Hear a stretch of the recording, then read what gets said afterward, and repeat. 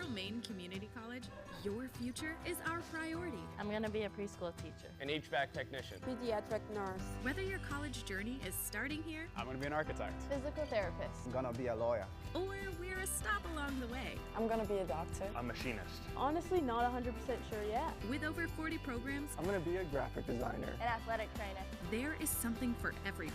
CMCC. Your future starts here.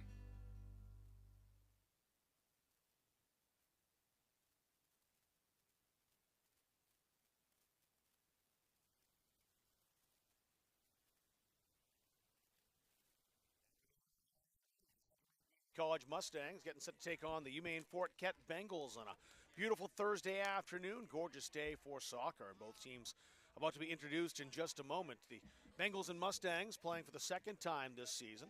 That's exactly what Coach Rob Rodriguez wants to do, is to take on a very talented team.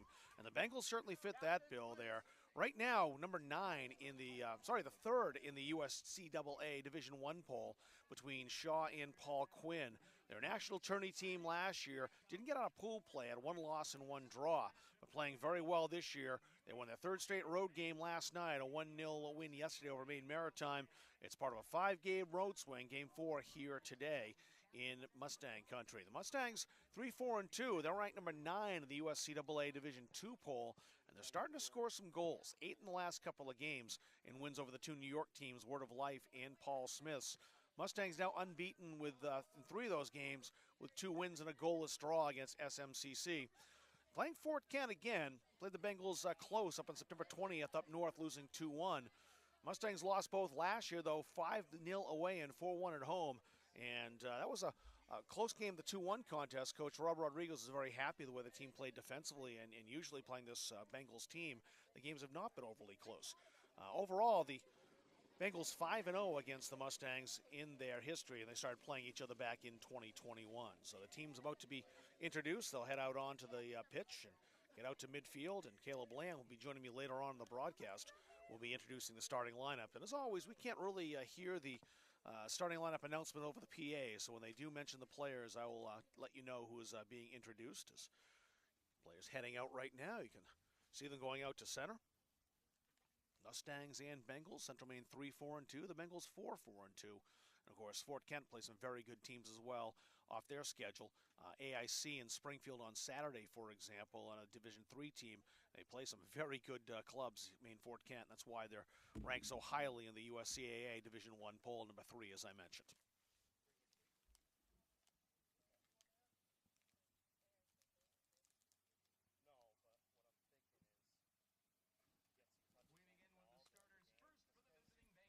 Bengals being introduced first. Lillian Clark, a junior. Dejanay Lewis, a freshman. Alessandra Gorgeous-Thesis, junior. Pettigay Dixon, number 8. Shyla Francis, number 10. Kimoy Brown, number 11. Shania Johnson, number 13. Keldona Jeffrey, number 17. Christiana Jones, number 20. Rosaria Talbot, number 22. And Triana Thaw, ever present in goal for the Bengals, getting her 8th start today.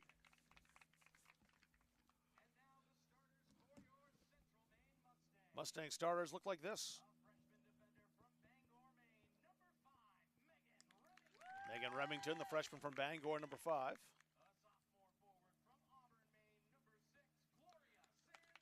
Gloria San Pedro, number 6, the sophomore from Auburn in the starting lineup. Kayla Martirano getting the start, number 7, the junior.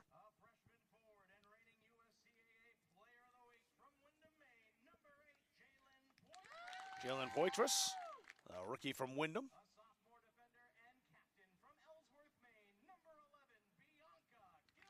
Bianca Gilmore, number 11, starting today for the Mustangs. Elena LeBlanc, the sophomore, number 12. Heather Nelson, the sophomore from Pittsfield.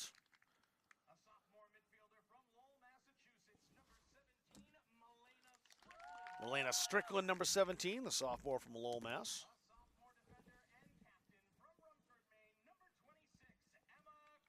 Emma Koch, the sophomore, one of the captains of this Mustangs team in the starting lineup.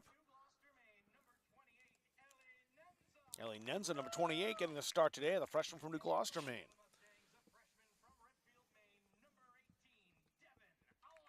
Devin Eliason, the freshman keeper, back starting again today. So the starting lineups for both teams. We'll pause here for the national anthem here in Auburn.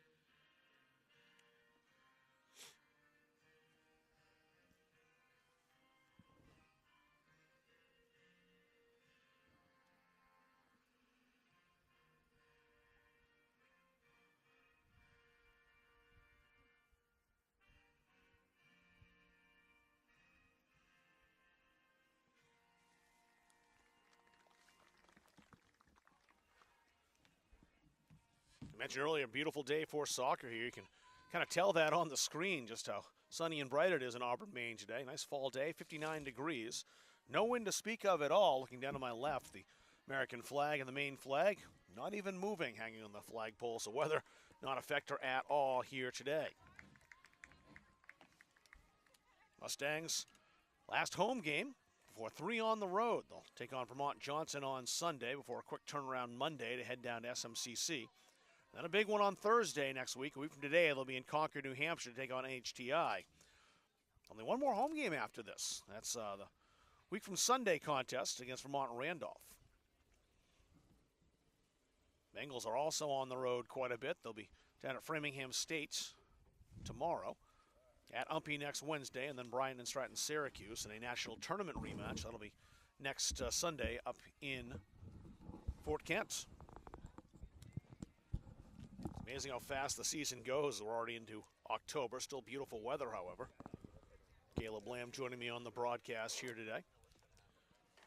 Devin Eliason getting the start. We mentioned her. A clean sheet against Southern Maine Community College with 10 saves. Got her first clean sheet in that matchup. The freshman from Reedfield, Maine, Marina Cook Black Bear. As Rob Rodriguez has been rotating the keepers. He's got 3 that he's kind of been rotating through, and Chloe Pelletier and Jordan Blanton. And Eliason back in the rotation will start today. Drana Thaw has played most of the minutes for the Bengals. Every once in a while, Kamoy Brown will get in as well, but Brown starting on the field today, number 11. But she will also play in goal if Coach Jermaine West needs her to do so.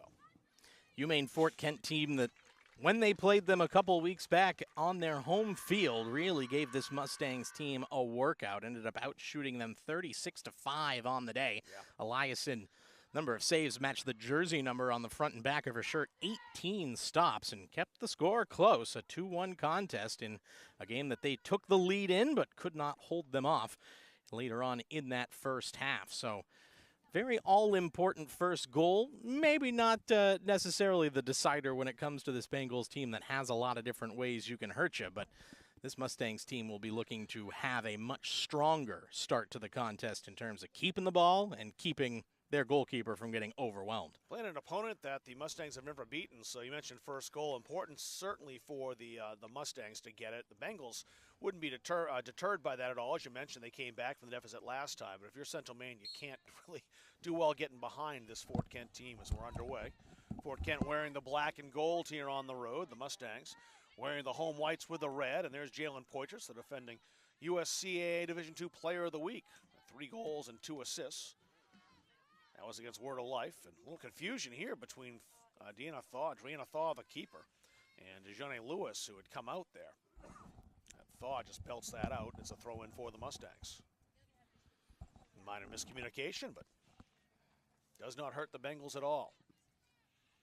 That bounces right to Elena LeBlanc. Trying to find some space, but it's cut out and intercepted, and the Bengals are quickly going to counter. They will move the ball up fast. Christiana Jones stepping up and slowing her down. Ellie Nenza getting a start today. I think that's her first start. I believe you're correct there. It is. He has been, Rob Rodriguez, trying to make an effort to rotate a couple of different players into the starting lineup at times this season, see what they can do right from the off.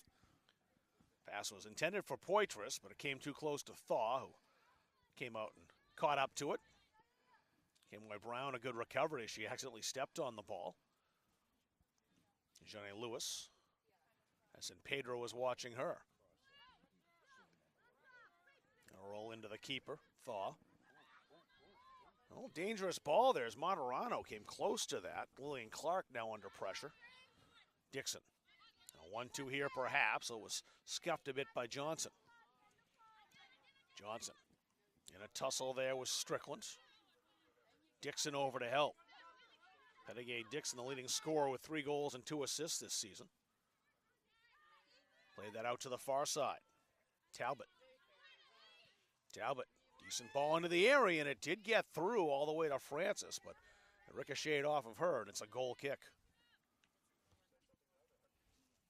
A couple of forays up the field there for both teams to try to get them a chance to settle into the rhythm of this match, but you can see the ball moving a little bit faster on this turf than UMaine Fort Kent will probably be used to with their natural grass field back home. That's another thing that could play to the Mustangs' advantage. Is the reason why things like that you talk about home field advantage in matchups. Rosaria Talbot, a nice step over the sophomore.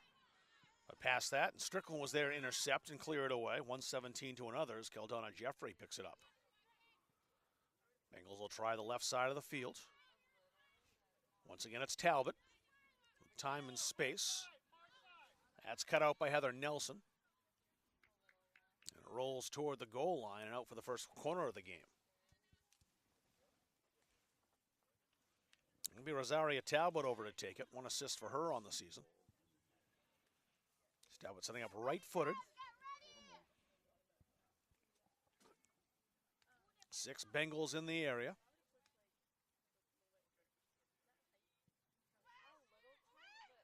That was a good ball. Had to be cleared off the line. Still loose. And the pass bouncing. And just wide of the near post. Another corner from the near side this time. Eliason trying to get hands on that one to take it out of the air, but misread the flight of the ball there. Ended up too low underneath it. And nice job by Bianca Gilmore on the back post to keep that one from bouncing in. Pettigay Dixon, the senior from Kingston, Jamaica, will take this kick. Right-footed again. It's an outswinger. Another good corner delivered into the area. And a shot and a goal. That's Rosaria Talbot, who was unmarked. The ball got through, and just 4 minutes in, the Bengals draw first blood. Yeah, not able to mark there as delivery just finds its way all the way through to the back post and hammered into the back of the net. Yeah, just off the volley, and no way Elias can react to that quickly enough.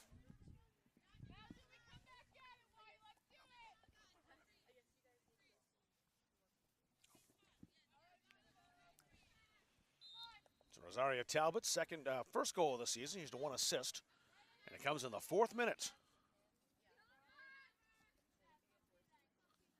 Second corner proves deadly.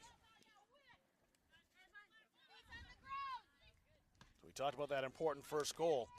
Not playing from behind. It didn't take too long for the Bengals to pick that up, just 4 minutes in. Set pieces will be one that'll frustrate any coach giving up, especially against a team that you know is going to be a little bit stronger. Anything you can do to make things harder for them, and that includes forcing them to score from open play. There's Dixon, who set up the goal on the corner. Work that back to Shania Johnson. Brown trying to roll that through and did well. Francis back toward Brown again. Thought Francis might take that opportunity. She had the lone goal in the game yesterday down in Castine against Maine Maritime. That's her 6th of the season. Mentioned Pettigay Dixon from Kingston, Jamaica. Most of the team is from the Caribbean. I just imagine the recruiting trip to try to talk about anything but the weather in Fort Kent, Maine. It's been a good source for UMaine Fort Kent, Oh, especially with their two soccer teams having players that have come up from Bermuda, Martinique, I believe, in the past. Sure. So they've been able to put some talented rosters together. Jamaica, Grenada, Antigua is the heavy three nations on the Bengals roster this year. A couple Canadian players. And, of course, some players from Northern Maine as well. To throw in for the Mustangs. Not quite the tropical weather they get welcomed to that far north Well, that's in it. about another month's time, but right now they're enjoying things. When I was thinking about recruiting, it's like, and Rob Munzing said it too, they probably don't have them up for a college visit in January. It is quite different. But it has been very successful, and what an opportunity, and I think I would love to play in the Caribbean. Why wouldn't someone from the Caribbean maybe want to expand their horizons and play somewhere they've never been in Northern Maine? Get a chance. Just show them an episode, show them a taping of Cool Runnings, and let them know that, hey, that's a nice cold ball. weather can be a fun thing. That's a nice ball. Shyla Francis is in, and a great save from Eliason.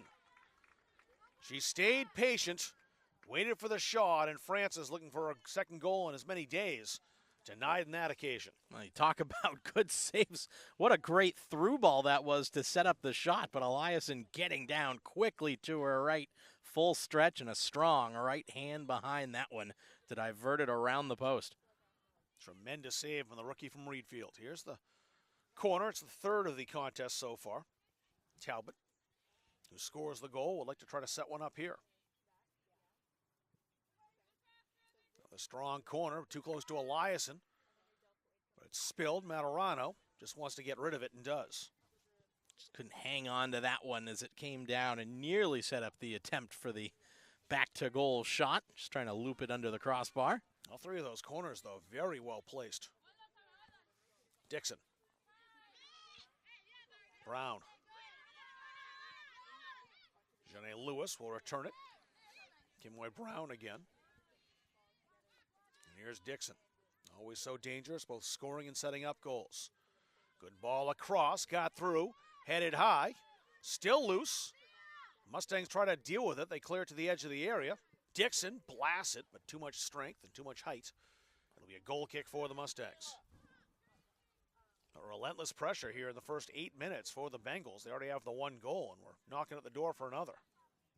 Caleb Martirano being summoned to the near sideline by head coach Rob Rodriguez for a tactical adjustment. And clearly you can see what the set pieces are going to be. Just serve it right into the 6-yard box, put the keeper under pressure, and force them to make a play to keep them from having an easy attempt from the doorstep. Kimway Brown with it once again. Trying to work outside is Christiana Jones. Johnson. Dixon on the run, won't catch up to this. A little overcooked, and a throw in for the Mustangs. Well, we're seeing Fort Kent switch the play very efficiently here. They've got players very wide, just staying on the touch line, and that is forcing a lot of yards to be covered by this Central Maine team. The wider you can stretch the field, the more opportunities you're going to have for those one-on-one battles and those little patches of space to step into.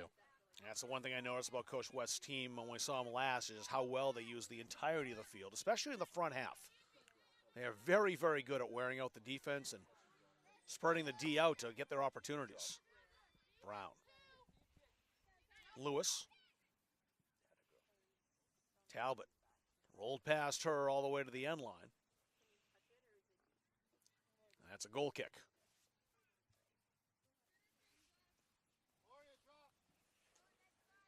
As the Mustangs started playing the Bengals back in 2021. And some very lopsided scores against this Fort Kent team, but again, that's why the Mustangs want to play Fort Kent, looking to get a very heavy challenge heading down the stretch in the season. But the game earlier on, 2-1. Played very well against him. Devin Eliason was great in goal. You saw a repeat of that in the save she just made a moment ago. Type of game that can tell you sometimes more about your team than you see from a dominating victory on the other side. What are your biggest weaknesses? What do you need to work on? And normally, like these games a little bit earlier in the season, but still some key conference games coming up in the month of October for the Mustangs that they'll want to know where the adjustments are to focus on to try to get them some success in the postseason in the Yankee Conference. Yeah, two big ones next week on the road with SMCC and NHTI. And then, of course, before that, you've got the trip to Vermont for Vermont Johnson. I think those two coming up are the ones that really are the ones circled on the calendar, though, between the New Hampshire side and the rivals down south here in Maine. And these games also, just from a strength of schedule standpoint, help USCAA D1 opponents versus standard D2 teams. Those will help your strength of schedule, as do scheduling the NCAA D3 teams. And it's part of the reason why this Central Maine squad has stayed in the top 10 in the USCAA polls so far this season, currently tied for number 8 in the top 10. Looking at the record doesn't really tell you an awful lot. It's about who you've played. Fort Kent's the same way, 4-4-2, but you look at some of the teams they played, Division III. Just mentioned they went down to Springfield to take on AIC and got a tie with the Yellow Jackets back on Saturday. Very talented group that obviously has shown the ability to put the ball in the back of the net in bunches when they're clicking. Kemoy Brown trying the same exact pass to Shyla Francis that sprung Francis last time for a great opportunity, but that time she was marked by two Mustang defenders. Monterano's header, very nicely played, chested down. Shania Johnson. Francis. It's knocked off her foot. Bianca Gilmore there. It's a throw-in for the Bengals. Now comes Lillian Clark, the junior, to take it. Bianca did a good job there of staying shoulder to shoulder, trying to fight off the forward. Francis. Right at Elias, and she'll hold on to this.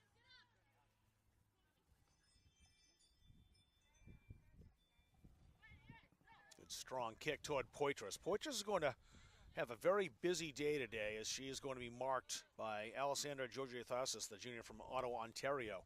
I think they'll be joined at the hip for the most part. I think Georgiathasis knows exactly her responsibility, making sure Poitras doesn't get too many open looks or touches. Yeah, obviously very talented forward, as we've seen, has the ability with that breakaway speed to be able to create chances by herself. Had the 5 goal contributions with a natural hat trick and 2 assists in the come-from-behind win against Word of Life. That's the big reason why she's USCAA Player of the Week this week. But it is a tough task when you're trying to start with the ball maybe around the midfield stripe and take on 3 or 4 defenders yourself. I think the thing for the Mustangs will be to get possession of the ball, and that's much easier said than done against this Bengals team.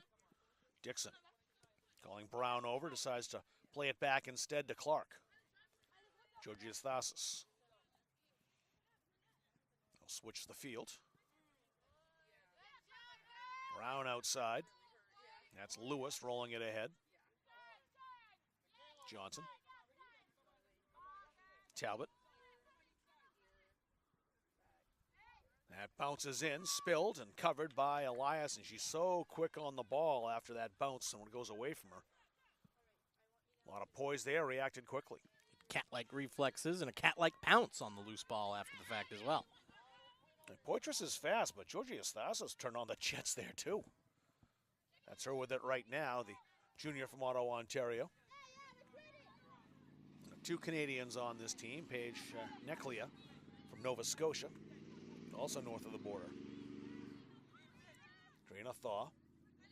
Georgiathasis, Monterano there to challenge. The throw-in goes Central Maine's way. That's fantastic work from Poitras right there. Being willing to hustle and challenge the same defender twice after a pass back and forth between the goalkeeper. A lot of forwards give up after that first pass back. She stays with it and allows Martirano to come up the field and force the turnover out of bounds off the defender. Georgiathasis walking the tightrope over there. Kept it in play. That went off Martirano's head right to Pettigay Dixon. Now a chance over here in the near touch line for Shyla Francis. Francis is being watched. Remington was keeping a close eye.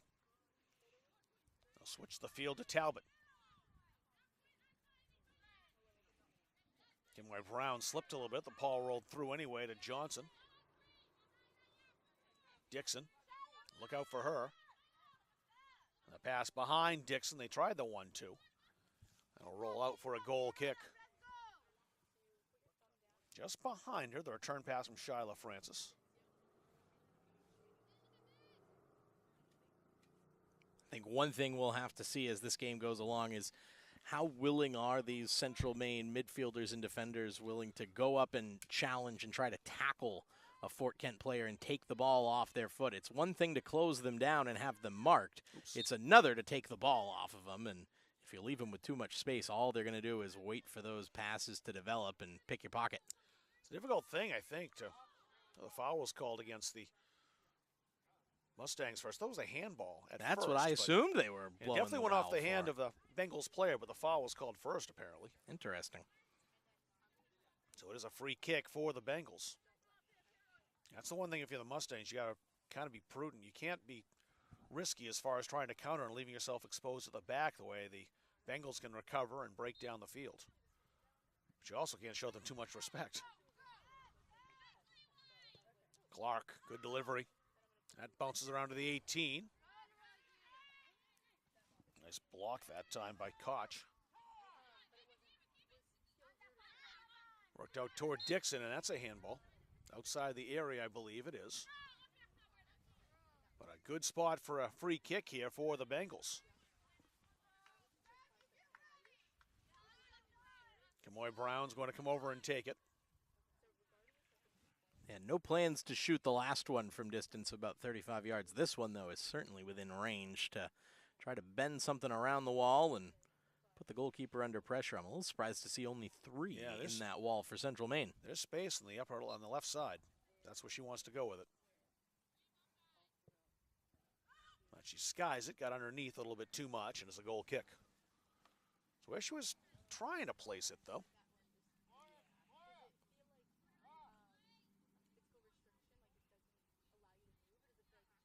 The problem with the Mustangs getting down so quickly, again, is they have to find some way now to capitalize on opportunities as opposed to keeping the finger in the dam, and creating those will be hard enough.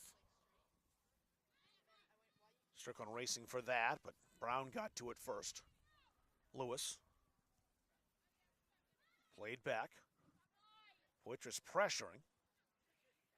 And the Bengals so calm under pressure and on the ball. Turned over here, though, back toward Poitras again. She didn't have it long. It was belted back up the pitch by Georgios Thasis. Lillian Clark doesn't realize Martirano's behind her, I don't believe. And got rid of it back to Thaw, who cleared. San Pedro, great challenge. San Pedro, the shot. And the save made by Thaw.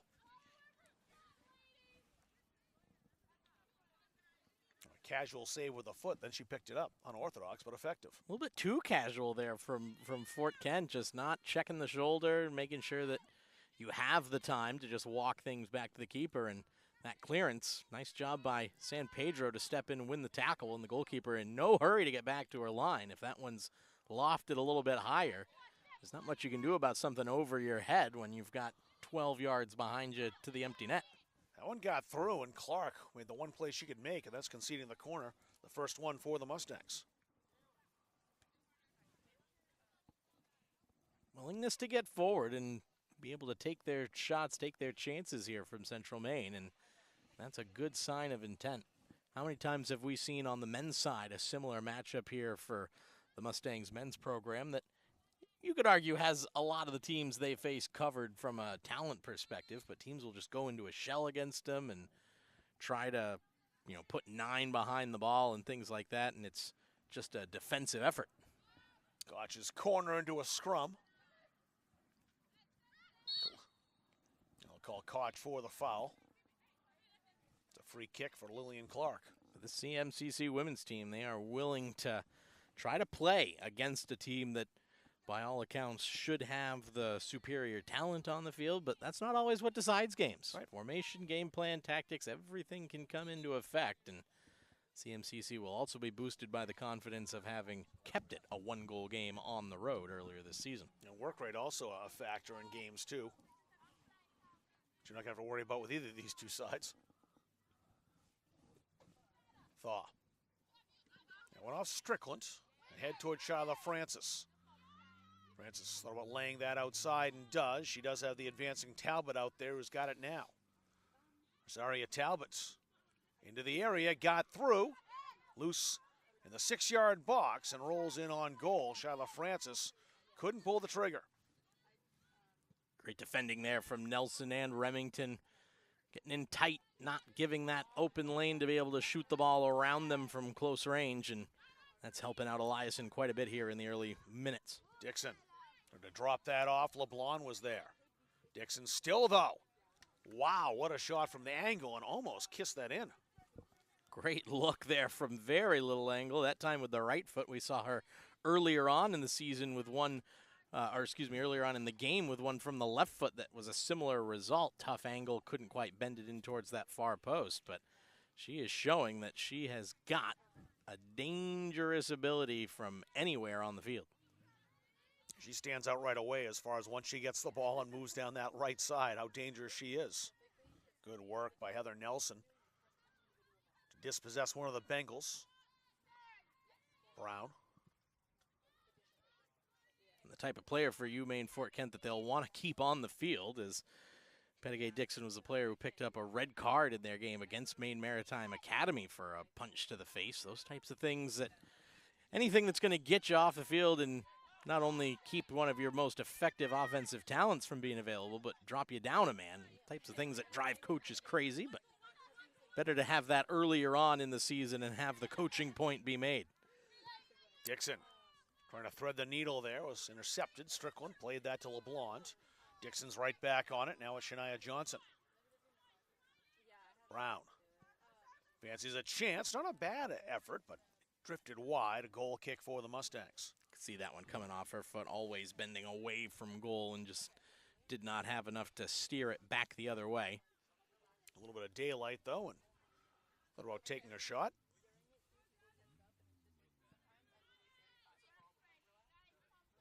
Marano's got a shadow over there. Marano got away. Excellent work to defeat Dixon. What a tremendous defensive effort by Lillian Clark once again. Here's Dixon scampering past Gilmore. Dixon into the area. Trying to center, set it up in front. That's blocked again. Very good work by Nelson that time. Uh-oh, chance here on the edge of the area and a shot just over the bar from Shyla Francis. I think just lost her footing there as she went to pull the trigger, and plant foot skidded out from underneath her and could not keep her shoulders level to drive that one below crossbar height. Even then, though, it didn't miss by too much over the bar. So we're halfway through the first half. The 1-0 scoreline. Rosaria Talbot in the 4th minute, converting off a Bengals corner kick. Poitras shielded off by Georgios Thasis. Johnny Lewis. Brown. Dixon waiting for her chance on the right side. Laid that right on Gilmore's feet to kick it away. Marano beaten by Clark. Marano recovers, though. Gains possession. Dixon with a challenge, and now it's Clark again down that touchline. Francis. Bianca Gilmore watching her. Marano kicked that away, and LeBlanc picks it up for the Mustangs. Poitras. Clever trap, but has Georgios Thasis right on her, and that's something she'll have to contend with for the next 70 minutes or so. Georgios Thasis does well to dispossess the player of the week in Division II. Poitras back with it again. Looking for some support. Koch. Poitras stepped around a defender, but found another Bengal right there as Jejani Lewis came over. Nelson called for the foul. It's a free kick for the Bengals. Great job there by Poitras up front. Got to give her credit for those first touches being so key, especially when you got your back to goal, and shows that she's able to go from either direction there, just keep those defenders guessing and on their toes. And as you said, Georgia Stasis, who's done a great job of staying with her and being able to have the speed to catch up with her. That has been a fun matchup to watch through the first 25 minutes. Christiana Jones was the Bengal player down. She's been helped up by the official and okay to stay in the match. Brown right up the middle. There's LeBlanc to pop it high in the air. San Pedro heads forward. San Pedro battling Lewis over there. Talbot. Back to Kildana Jeffrey.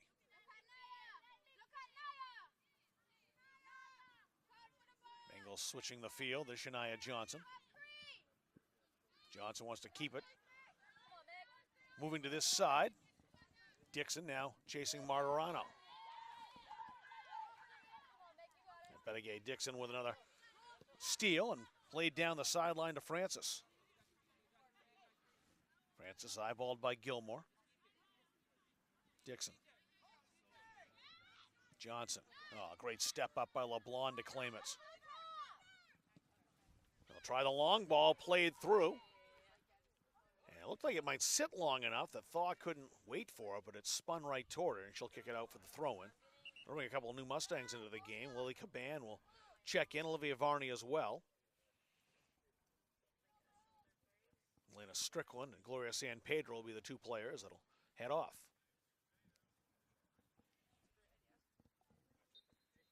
Caban with a couple of goals on Saturday against Paul Smiths.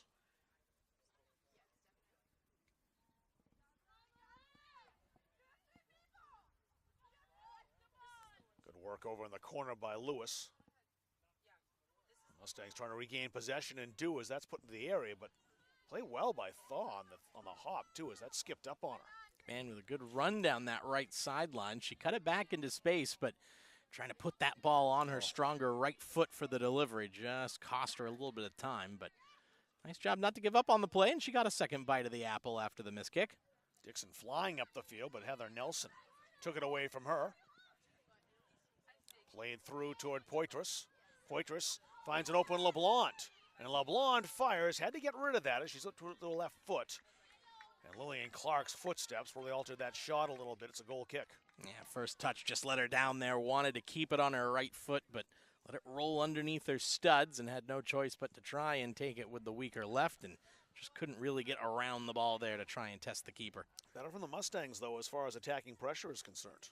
You can see leaving that front three up, it's a tough thing to do when you don't have the ball. You're giving up so much possession, it feels like the team's really going to struggle to be able to defend. But as long as you're willing to commit to it and you can get a little bit more possession, you get these opportunities here. Pressure almost caused the giveaway. The Mustangs did have it for a moment. Talbot now with it. Nenza. Koch in battling. That'll bounce to Heather Nelson. Nelson looking for some options with it. She's under some pressure, too, from Christiana Jones. That'll be a throw-in for the Bengals.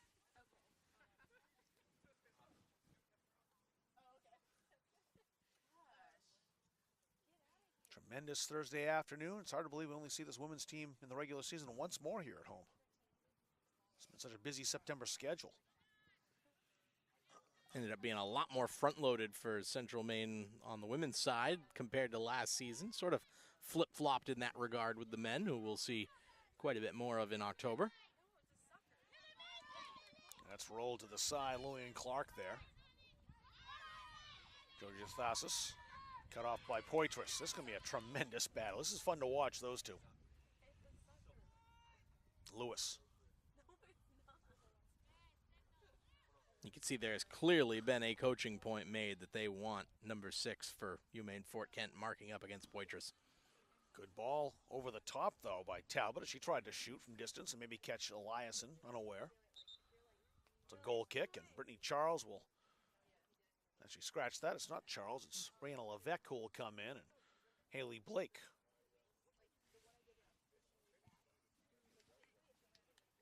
Lillian Clark gets a rest, and Kamoy Brown will also step off. You can see why you were fooled there, having the substitution bibs that have the numbers on the back. And it covered her number entirely. If they don't match the jersey number underneath, that can be a little off-putting. Yeah, it turned from 18 to 24 all of a sudden. Stolen from Gilmore.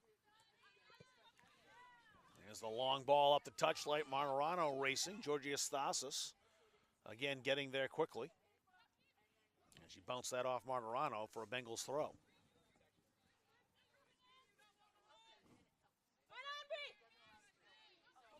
Levesque's first touch. Poitras stole it.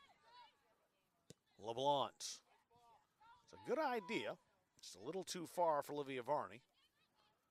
Koch trying to play it back to Varney again. Haley Blake rolls that out. It's Talbot with it once again. Pass bound for Jones was cut out. Poitras shoulder to shoulder with Lewis.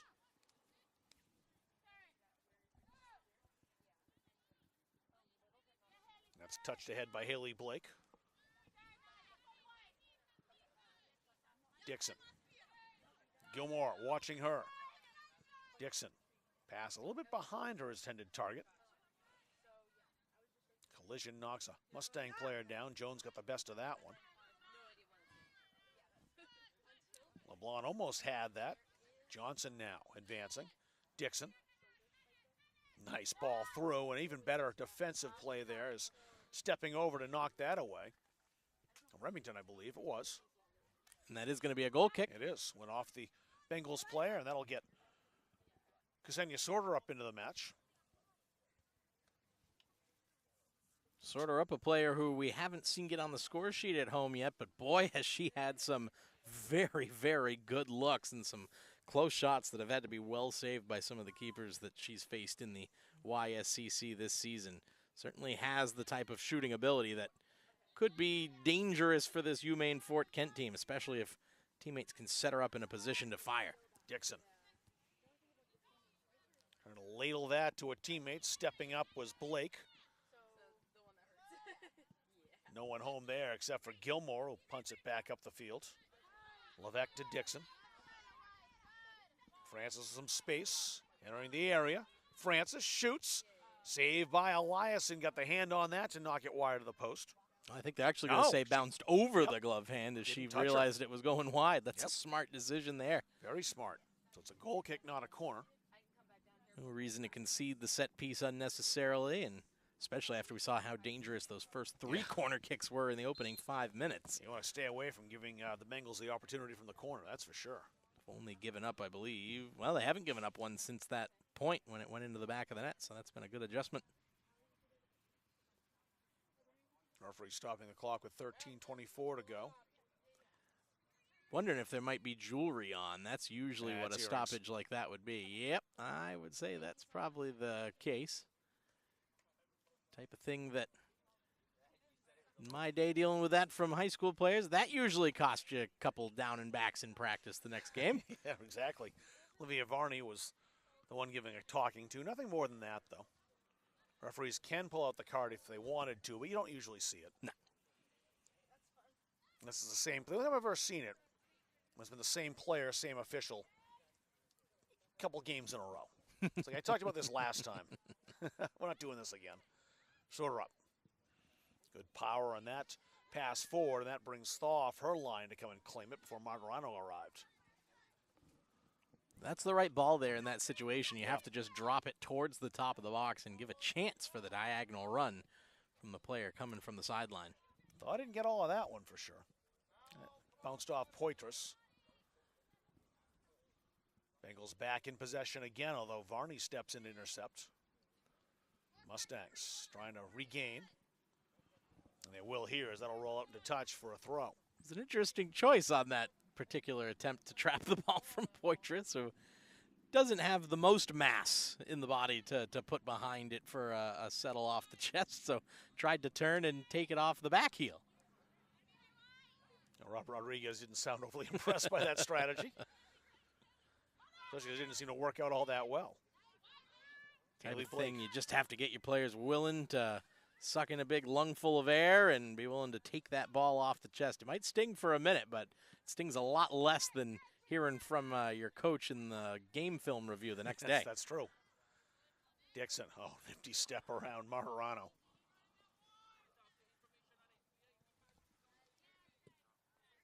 Pounded away by Gilmore. Poitras, once again with Georgia Thasis right there with her. Caban, to roll that out wide, played perfectly by Levesque, who seemed to know where the ball was going before it was kicked. It's a Mustangs throw.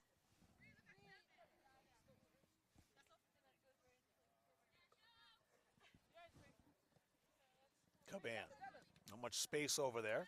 Stays in play for now. Georgia Thasis again out muscling the Mustangs forward as she was doing to Poitras.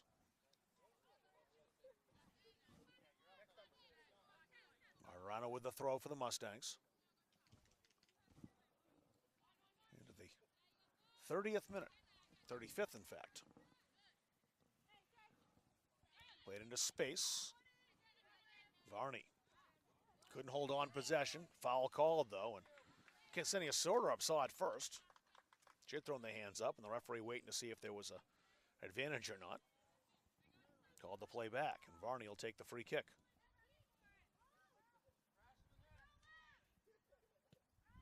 Varney's delivery into the area, headed down. Varney will have it again. And Thaw reaches high to claim the loose ball. It's a tough one to try to serve right back in after it comes out. Everyone's just had to hold up their runs, get back on side. Unlikely to be able to go charging forward after that. Played forward, no one there in black.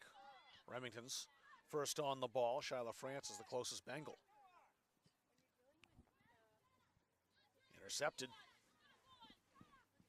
Jones dropped that off to Francis. Dixon on the right side again. Pettigay Dixon trying to set it up at the edge of the area. Dixon with it again, almost dispossessed. Out battles two Mustangs. She'll reset. Brianna Levesque, the rookie from Caribou. Levesque trying to skate around Martirano, got the foot in there and took it away. There's a long ball. Poitras is on the run. Thaw comes out to kick it away. And Georgios Thassis, the defender, was also there. Strong goalkeeping, gotta say. Thaw hasn't really been stretched into making a save, but she's gotten her decision-making exactly right when it comes to stepping out of her box, being able to cut down chances before they become overly dangerous. Skylar Oakes in the game now, the rookie from Fort Fairfield, Maine. She's in for the Mustangs. And Teosha Kolzak, number 12, she'll check in for the Bengals. Shyla Francis off. Ellie Nenza making way on the Mustang side of things, so I think we'll see Skylar over there on the right back side. Adriana Thaw. That bounced off Poitras. Maybe a chance now for the Mustangs. Can they get there? Nope, the flag is up, and Lily Caban is offside. Oh, great job stepping up there by Ksenia Sorderup to take that one away in a very dangerous place, and quickly saw that Caban was forward, just tried to slide that pass in behind for her to chase onto, but maybe half a yard beyond the last defender. Mustangs, despite giving up that early goal, have certainly been outclassed in this game. They're losing the battle possession-wise and territorially, but not by a great deal. And they have had some attacking chances, more as the half's gone on. This Bengals team, though, can turn defense into offense awfully quickly. This was about the time of the first game where they put their second goal in the back of the net that ended up being the game winner. Played out into touch, and the Bengals will take the throw. Rosaria Talbot's got the goal. She won't take the throw, though. She stepped up as if she was going to, but backed off instead. Talbot with it here.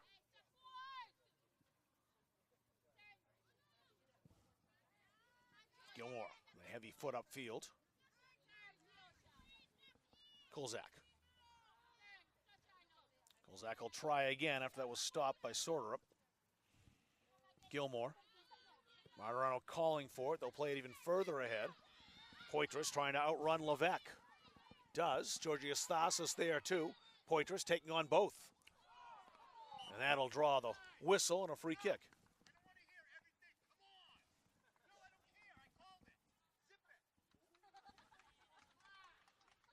Referee not happy about hearing from the Mustangs bench. Yeah, referees don't like to have the calls be asked for, but in fairness to the Mustangs, it wasn't until after the imploration had been made that the whistle actually came very late after the foul was made. So can just be a referee style thing, but we'll keep an eye on if that's going to be a situation to watch on the Mustangs bench. Martirano into the area, trying to flick that was Ksenia Sorderup, just missed. There's Poitras back. Came back for the ball. Poitras again. Poitras trying to work through defenders, now Caban. That popped up. The Bengals now under some pressure here. Koch. Martirano. Has Varney in support.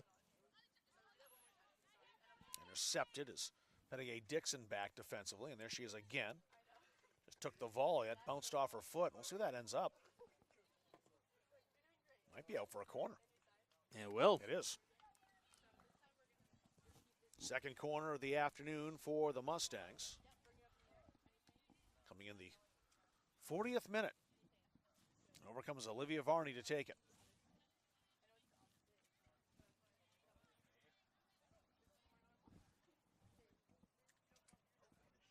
Mustangs have battles. They have put themselves in a position now to potentially equalize. We'll see if they're awarded. Not in that, as it's cut out by Talbot, who's under some pressure. And we'll do it again. Each team now with 3 corner kicks.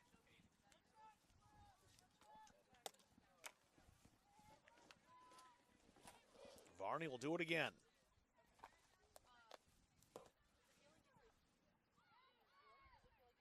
Chested down inside the area by Talbot. She made the defensive play on both corners. Varney bouncing that into the middle. Koch claims. Varney again. Varney.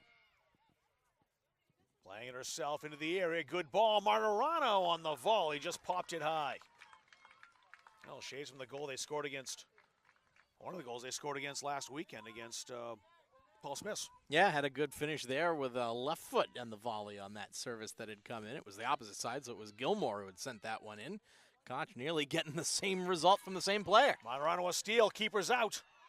Poitras can't get the shot away, and there's Thaw back in to pick it up. Boy, she is aggressive inside her area. That was a great save, though, on that occasion. It was. She being out that far really cut down the angle, and Martirano could not find any space around her to try to bend it into the open net. Thaw is fearless. I mean, a lot of keepers will hesitate in that situation, but not her. Came right off the line and very aggressively cut the angle down. Well, that's great work from Sorterup. Caban. Won't quite get there. It's a throw in for the visitors. Just a little bit too narrow, the formation there, having not spread back out after the chance developed in the box. So the through ball over hit, but you can see that adding her into that midfield where she also has the skills as a forward and can kind of be another option for a shot from deep along with Olivia Varney. The ultra-offensive look from this formation has created more chances for Central Maine. They've tilted the field back the other direction. Yeah, the last 10 minutes, the Mustangs have had the advantage. 3 minutes to try to equalize before the intermission. Played downfield, and Heather Nelson will watch that roll and take the throw in.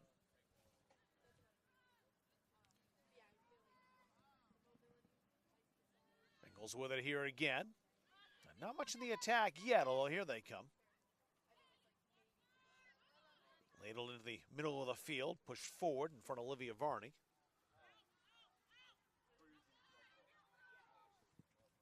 Nelson will just clear it. She put her on Varney's foot, however. As the two MCI alums teaming up. A nice stop there by Tiosha Kulzak. Oaks down that touchline. No one there in white, however. Jeffrey. Kulzak. Varney stole it. Varney. Oh, just missed Poitras. And playing it away, Levesque. Caban. Won't get to Poitras. But it is a Mustangs throw. Good pressure by Central Maine in the last 10 minutes of this half. And forcing this UMaine Fort Kent backline into some mistakes of trying to clear the ball away. Have only been able to play it 2 Mustangs in midfield or play it out of bounds. And it's keeping Central Maine on the front foot. And really putting those backs under pressure, and the keeper Thaw as well. Nelson trying to service that into the area toward Poitras. Martirano trying to reclaim that from Lillian Clark. Scratch that. It was Pettier Dixon who's back there now. Dixon was playing up front. She's moved back. We'll see for how long. Varney in to steal that. So a nice challenge. Kozak didn't know she was there. Caban with under a minute to go, minute 45. Watched by Lewis. Throw in for the Mustangs. Gonna get Riley Pelletier in. Gonna have to hurry here as Sorterup took one in the gut that left her a little bit shaken up, but only a half a minute to try to make all this pressure capitalize and turn how the halftime team talk's gonna go if you can tie things up. Mustangs could get a corner out of this. Not quite, though, as it's kept alive. Jeffrey plays that out into touch. 15 seconds left for the Mustangs to try to work on one more opportunity. One more chance before the horn. Pelletier just in. That'll roll out, and that'll do it on the first half. It was a good one, though. The Bengals got on top early off a corner kick. Rosaria Talbot, the only goal. That's the fourth minute, 1-0 the scoreline. The Mustangs battled back but couldn't equalize. We played one half here in Auburn. It's Central Maine 0, the Bengals of Fort Kent 1 on Munzing Media. Central Maine Community College, your future is our priority. I'm going to be a preschool teacher. An HVAC technician. Pediatric nurse. Whether your college journey is starting here I'm going to be an architect. Physical therapist. I'm gonna be a lawyer. or we're a stop along the way, I'm gonna be a doctor. A machinist. Honestly, not 100% sure yet. with over 40 programs, I'm gonna be a graphic designer. An athletic trainer. there is something for everyone. CMCC. Your future starts here.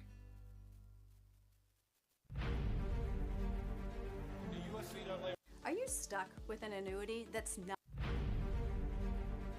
The USCAA provides our program exactly what they say, a chance for small colleges to compete. It's leveling the playing field for everybody.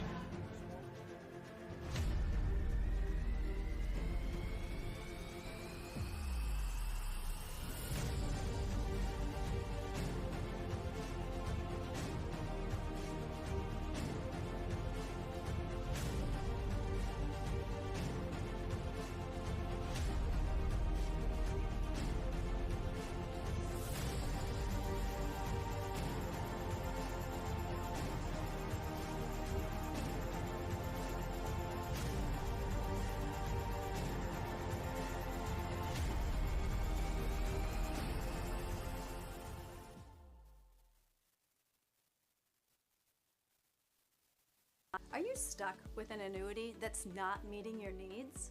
Maybe the returns are lower than you expected, or the terms no longer fit your financial goals. Upgrading your annuity could be the solution you've been looking for. With better rates, more flexible options, and the potential to increase your income, upgrading can help you make the most of your investment. We are here to guide you through the process, making it easy and ensuring your financial future is based on your specific goals. Call us to explore your options today.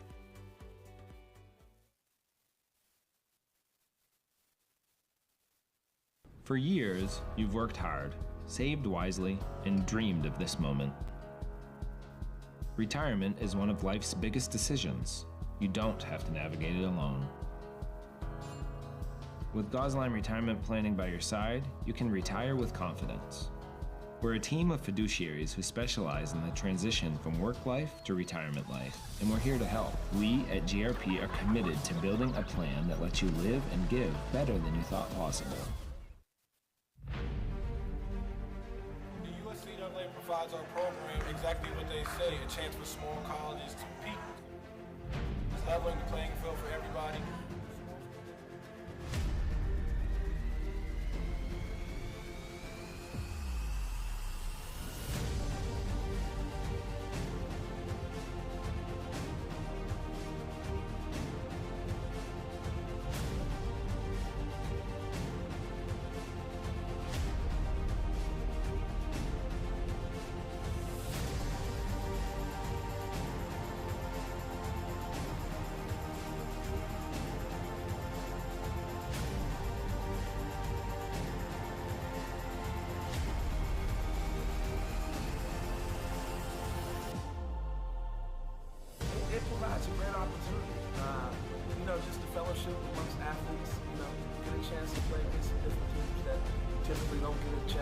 fans from different regions, different parts of the country. It kind of gives you an opportunity to kind of see where you're really at against everybody. Really good. Like I said, just a great environment, well-ran tournament. It's a pleasure to be part of organizations like USCA.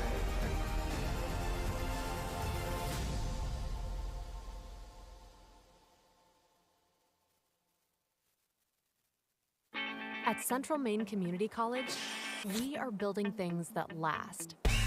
We're investing in technology, new facilities, and offering more degree programs than ever before.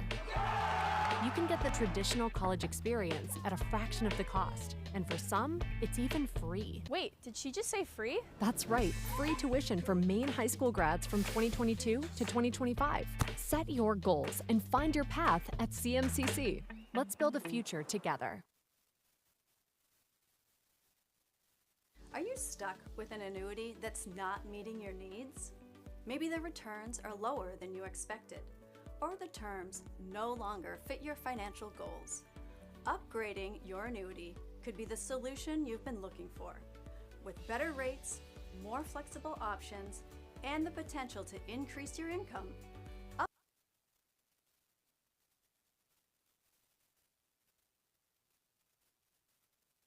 Our goal in public service is to improve the quality of life in communities. This is the Public Service and Social Sciences Department. We originally started with criminal justice, and then we added more programming. I'm in the forensic science program. I want to become a state fire investigator. State trooper. I want to be a game warden. Forensic psychologist. Behavioral health professional. CM offers a lot more hands-on learning than most places. The only way to give them that experience is to do that through immersive scenario training. You actually dust the fingerprints. Learning how to go through, take pictures, what to look for. We are the only college in the state of Maine that offers a third-year advanced certificate in police operations. It is a great way of excelling your career and jump-starting you onto that path.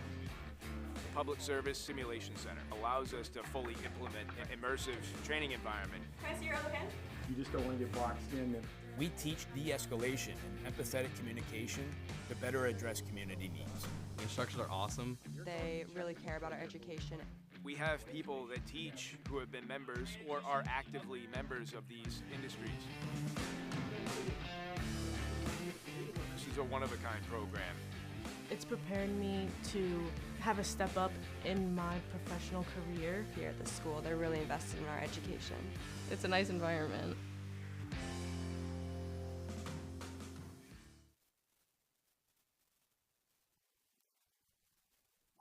We're at halftime for our halftime guest. Abby Gagnon's in with us. Abby's been running the camera today for the first time. How'd you think it went for you, Abby? I think it went pretty good. Yeah, we got that thing up high in the sky, and we do it with a joystick. So we bring the kids in here, and they say just what Abby said. Oh, it's like a video game. Yeah. Yep. So she's joining us as an intern this school year, but she's got bigger things that she's working on right now. Tell us a little bit about what your role is with the women's basketball team, Abby. Yeah, I'm the women's basketball social media manager, so I run the Instagram and the TikTok, and every video you see, I edit, I put out. So you're the one that's doing all the behind-the-scenes stuff that everybody's seeing, huh? Yeah. So how'd you come about, getting that position, and,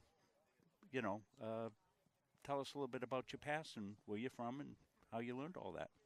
So I went to high school in Poland. I went to Poland Regional High School, and we have this big senior project that we have to do, and I decided to start a podcast, and I interviewed Kennedy Lampert and Gabby Tibbetts, who are on the team, and Coach Morong kind of caught wind of it, messaged me through my Instagram DMs, thought it was fake, but then offered me the role as the social media manager. That's that's fantastic, and that's one of the things that is up and coming, all the social media aspect of things, and it really enlightens programs and gets people engaged. It's about engagement, isn't it, Abby? Yeah. So what type of engagement are you getting on your TikToks and all of that? TikTok we just started back up, so that one's going kind of slow, but Instagram's kind of blown up a bit faster than we thought it would. All right, so tell me a little bit about the women's basketball team this year, not from the strategic standpoint. I'll let Coach do all that. But tell me who some of the characters are. I know Stella's a character. Yes. Stella is a character. Yes. And some of the other ones as well. So who's doing a great job for you as social media kids? Honestly, Kennedy Lampert and Caitlin McCoy are kind of my go-to girls. Yeah. If I need something filmed, I go to them. Most of the time, they're helpful. Stella, Cassie, Ava Smith, she's great. I mean, they're all great. They all love it. Oh, I can see Cassie too. Oh, yeah, Cassie yeah, loves yeah, it. because she was always hanging around us when we were doing games and always asking questions about how we doing this, how we doing that.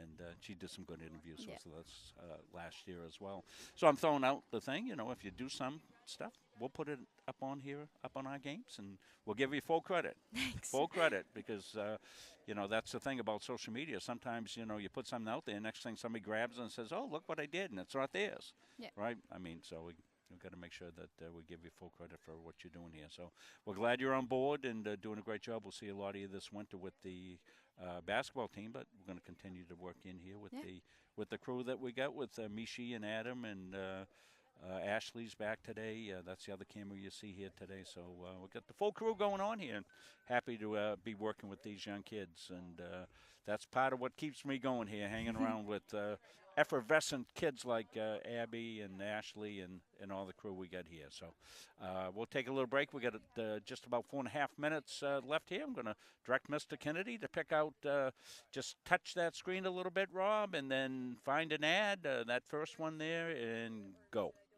Central Maine Community College, your future is our priority. I'm going to be a preschool teacher. An HVAC technician. Pediatric nurse. Whether your college journey is starting here, I'm going to be an architect. Physical therapist. I'm gonna be a lawyer. or we're a stop along the way. I'm gonna be a doctor. A machinist. Honestly, not 100% sure yet. With over 40 programs, I'm gonna be a graphic designer. An athletic trainer. there is something for everyone.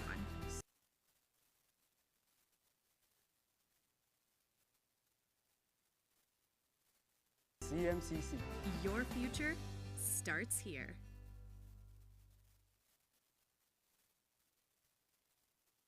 The USCAA provides our program exactly what they say, a chance for small colleges to compete. It's leveling the playing field for everybody.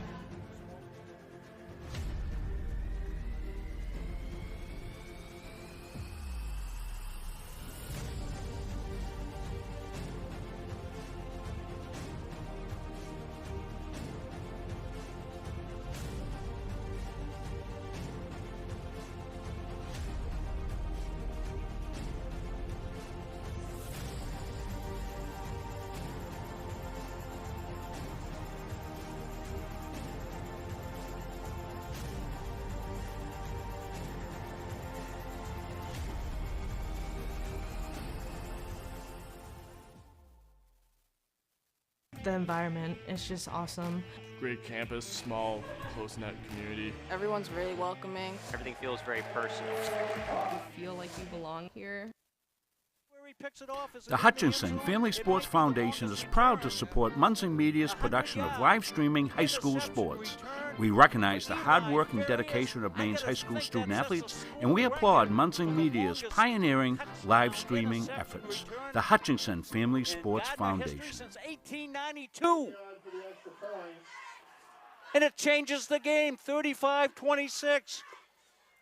This has been a wacko affair. Our goal in public service is to improve the quality of life in communities. This is the Public Service and Social Sciences Department. We originally started with criminal justice, and then we added more programming. I'm in the forensic science program. I want to become a state fire investigator. State trooper. I want to be a game warden. Forensic psychologist. Behavioral health professional. CM offers a lot more hands-on learning than most places. The only way to give them that experience is to do that through immersive scenario training. You actually dust for fingerprints. Learning how to go through, take pictures, what to look for. We are the only college in the state of Maine that offers a third-year advanced certificate in police operations. It is a great way of excelling your career and jump-starting you onto that path. The Public Service Simulation Center allows us to fully implement an immersive training environment. Can I see your other hand? You just don't want to get boxed in. We teach de-escalation and empathetic communication to better address community needs. The instructors are awesome. They really care about our education. We have people that teach who have been members or are actively members of these industries. This is a one-of-a-kind program. It's prepared me to have a step up in my professional career. Here at the school, they're really invested in our education. It's a nice environment.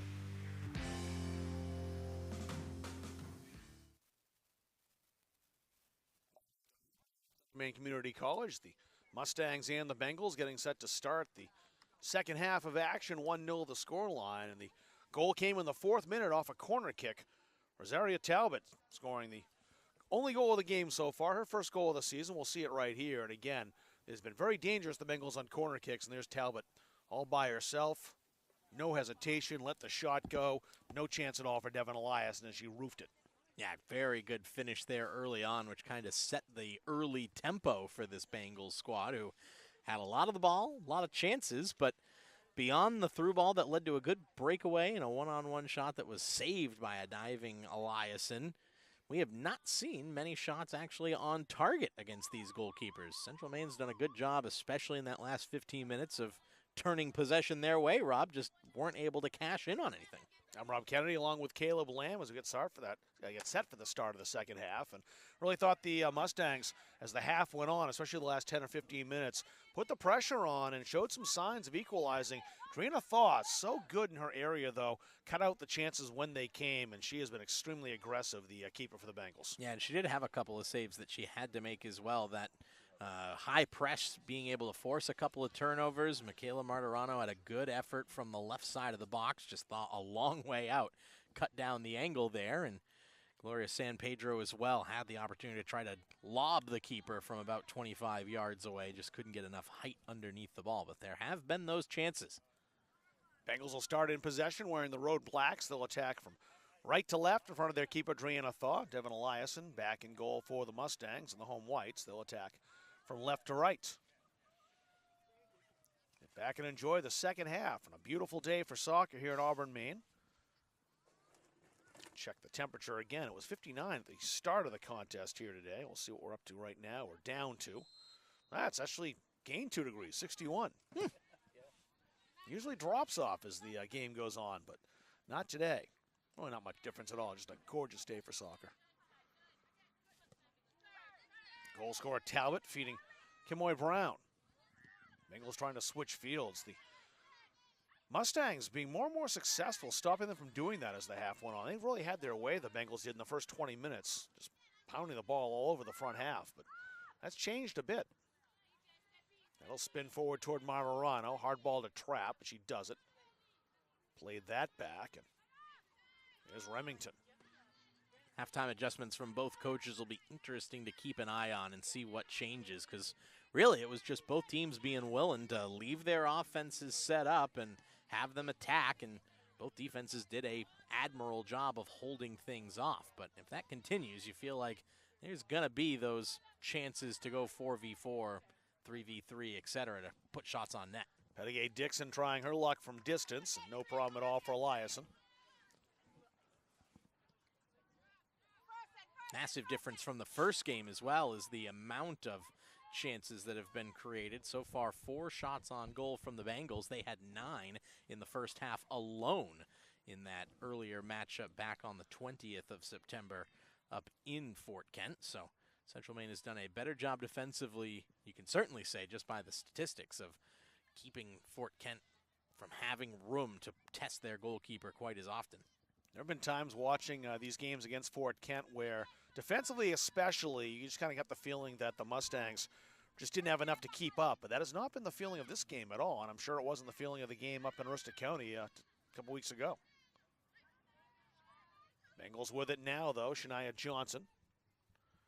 Dixon outside waiting. Jones turned it back inside to Johnson again. There's Jones. That ends up wide for a goal kick.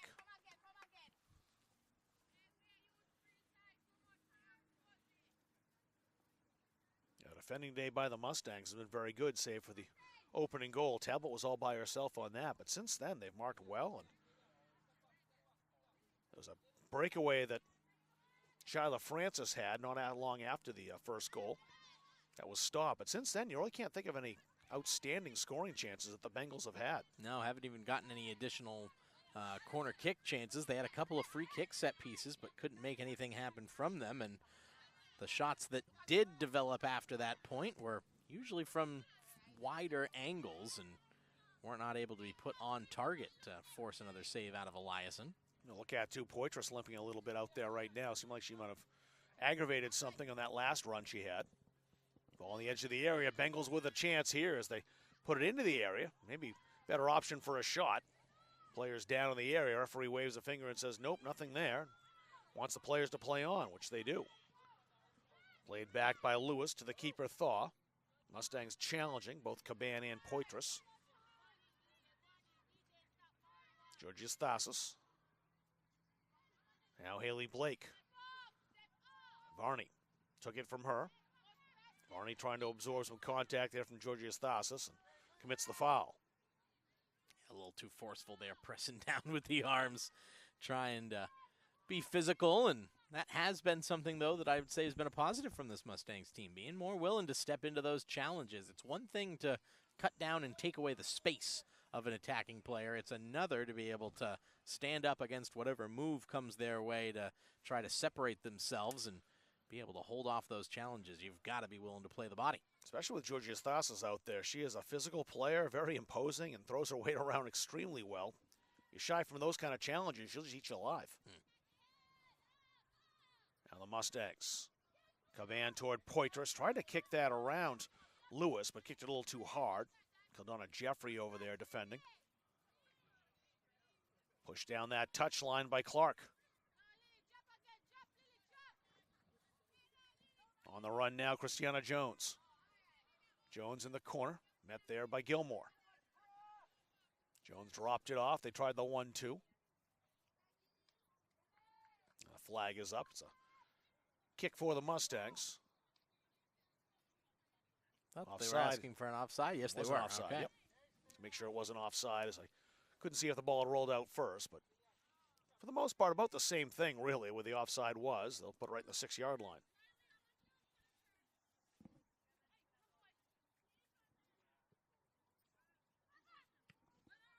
Talbot stabs that out of the air, then commits the foul. It's a free kick. And a quick call for the trainer as well. Looked like the two collided heads. As Talbot's being looked at as well by the referee. Skylar Oakes is back up, though. Yeah, she definitely got hit in the head. Clash of heads there, trying to go up for that aerial ball, and that's enough to make anybody feel a little pain there. Goal kicks have been a struggle again today, though, for Central Maine. You've seen Devin Eliason take a few, have left them well short. Megan Remington not getting enough air underneath those to really drive the ball out. Rosaria Talbot looked okay right away. She popped right back up and then kind of caught the after effect of that and went down to one knee. And developed as stunned by that, and then now she's back up as well. Looks like they'll both stay in. Nope, they'll both come off. They both were attended to. I thought so. They both tried to stay in, though. There's a couple of subs will enter the fray. Elena LeBlanc will re-enter for the Mustangs.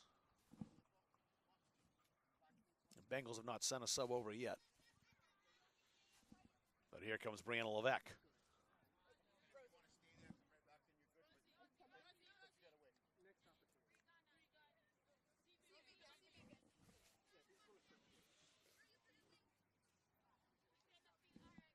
So I don't think there was a foul call necessarily, but this might be a drop ball. I think that's what it'll have to be because there wasn't a foul. Just the two players colliding heads and referee stopping it to get the attention they need.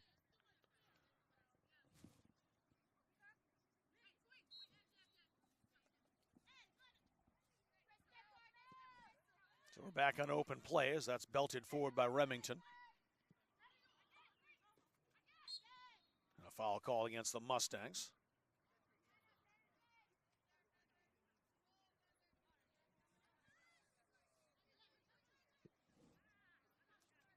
Free kick got through, was almost stopped there. Chance for Pelletier to get right back on it. Poitras shielded off by Lewis. Lewis will play that back to her keeper, Thaw. Caban challenging. Mustangs should stay aggressive on that because that's paid dividends a couple of times, and Thaw has to kick this too. She can't pick it up. Pelletier. Varney there too. Pelletier with it now. Out wide to LeBlanc. LeBlanc gets a second chance. Played into the area toward Caban. Got all the way through. Martirano now. Martirano! It's a goal!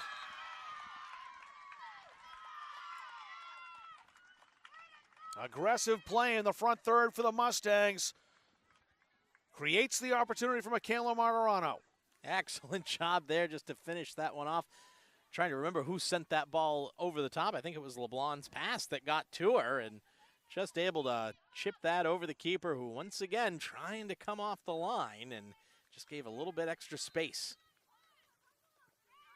Michaela Martirano ties things up. Scored her first goal in her CM career up at Fort Kent, and she victimizes the Bengals again here at home. But you know there'll be some pushback now from the ladies in black. And you called it exactly right. Needed to stay up, keep the pressure on, and it paid off in the end for them. Brown tried to set up her right foot. Rolled that toward goal. It's a goal kick. Unless it hits someone on the way by. Nope, just a goal kick.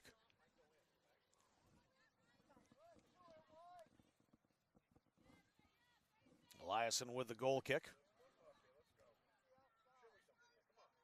Another speedy player preparing to check in on the next stoppage will be Kiki Shepard for the Mustangs. Good scrum going on here. It's played back. Good work by the Bengals to free up Lewis. Lewis has Levesque in front of her. Lewis absorbing the pressure from LeBlanc, got right by her. You know, this Bengals team was going to push back after conceding that goal, and you'll see some pressure now. Nope, not yet, Kiki.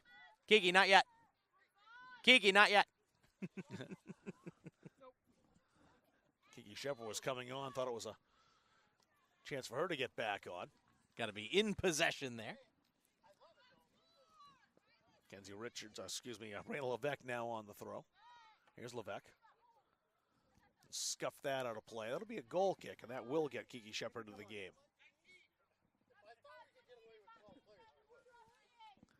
So Shepard in. And it's Martirano who just equalized. He'll get some rest. That's the third goal of the season for Michaela Martirano. This adds now a pair of speedy players in there as the Mustangs look to be more 4-4-2 right now. And I think Rob Rodriguez has designs on playing a little bit more defensive here and maybe trying to absorb some of this pressure for a bit. Gilmore, a nice block. Dixon trying to feed that into the area. It's popped up high by Remington. And Remington recovers and clears it. It is chested down, though, by Jeffrey. There's Shepard's first touch. She and Poitras got a little tied up, but they've separated now. Poitras trying to outpace Lewis. That ball stayed in play. I don't think Poitras realized neither player it realized it. Because it spun right back on the line, back in. Poitras trying to surround Kamoy Brown with Riley Pelletier there as well. Now it's stolen by Caban. She wanted to set up Kiki Shepard. Too many black shirts in the way. And a foul called there too as Johnson didn't mean to, but she got the hand up on Heather Nelson. Made contact with the neck, so it's a free kick for the Mustangs. Just on the arm coming back there, accidentally did a little swat to the face. So. Completely inadvertent, but draws the attention and the free kick. Koch can certainly float the ball in from this distance. We'll have a couple of targets to aim at, including Varney, looking to make the run towards the back post. Poitras up there as well, although she's drawing a crowd. That ball bounces into the area and headed away. LeBlanc hoping for a miscue. It's a throw in for the Mustangs again.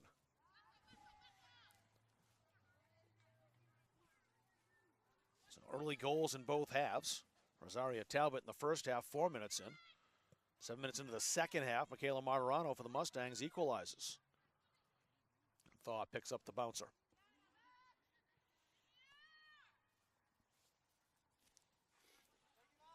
Brianna Thaw. Good high booming punt. Headed forward by Nelson. Dixon. Roll that near side to Lewis.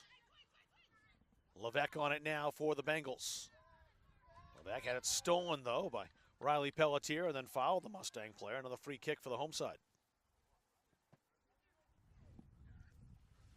Riley Pelletier's done a good job since coming on, being that good box-to-box midfielder in the central part of the pitch, and right now getting an extended stay out there with some time to try to connect some more passes together. Although I think she's going to get away with a handball right there. Referee says play on. The Bengals had possession and they're attacking. Johnson laid that outside.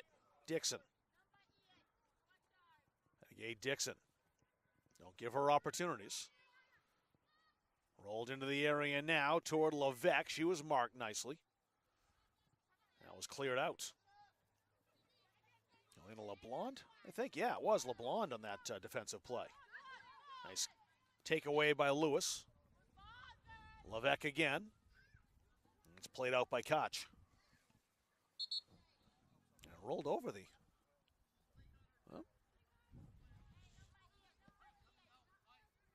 All right, yeah, this will be a Mustangs throw. The referee or the linesman over the near side pointed down the field. So it must have rolled over, or was it a kick? They called a foul is what it was.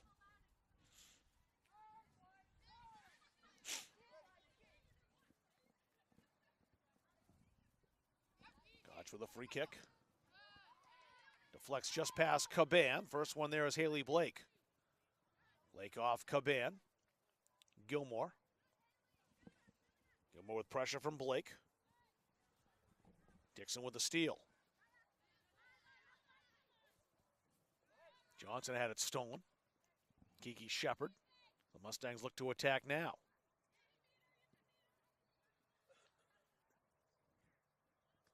That's played off a Bengal by Olivia Varney, so a throw in for the Mustangs.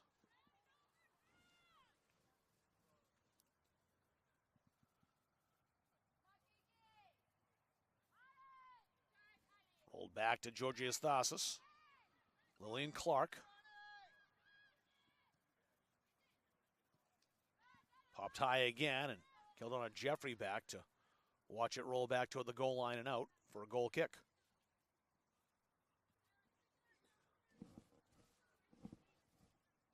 Joanna Thaw is going to look into the sun all second half. Well, the only thing as far as the weather is concerned is just where the sun is pointing, and it's right in her direction.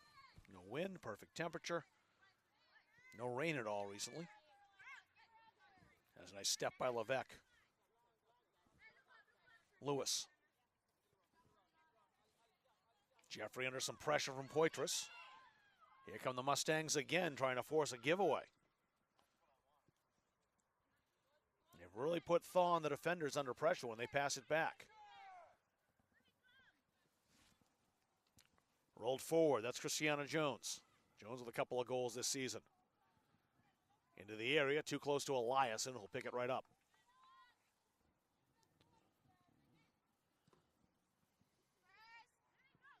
Shepard. Challenged by Clark. Varney. Dixon came over to try to take it away. Ends up being successful as that's off Varney for a throw for Fort Kent. Varney's done a good job absorbing the contact that comes from being a physical midfielder. A lot of shoulder-to-shoulder challenges her way. Hasn't lost her temper and has been able to come up with as much possession as she's given up. Dixon, a very physical, aggressive player. You've got to give that back to her. She'll, again, take advantage. Nice header forward by Caban, but she drew a crowd there, and Levesque took it. Now two Mustangs converge. LeBlond on the steal. Gonna play that up the middle. No one home. Georgios Thasos there. Played back to Thaw again, and once again she's got company, this time Kiki Shepard. Clark. That's off the Mustangs for a goal kick.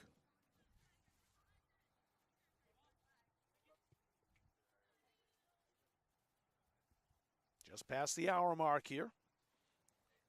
Rosaria Talbot in the fourth minute, number 22 for the Bengals. And Michaela Martirano in the 52nd to open up the second half. just been a lot of open back and forth play by both teams in this second half, and nobody's really had the control of play. It's been probably pretty even 50-50 in terms of possession, but both teams executing pretty well out there. Yeah, it's a great game, especially after the first 10 minutes. The Mustangs really struggled in the first 10, but gave up that early goal and got right back up off the canvas.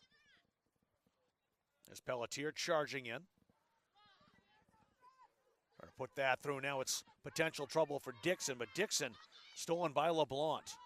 Taken back by Jones. Dixon on the volley, the one hopper. Eliason scoops it.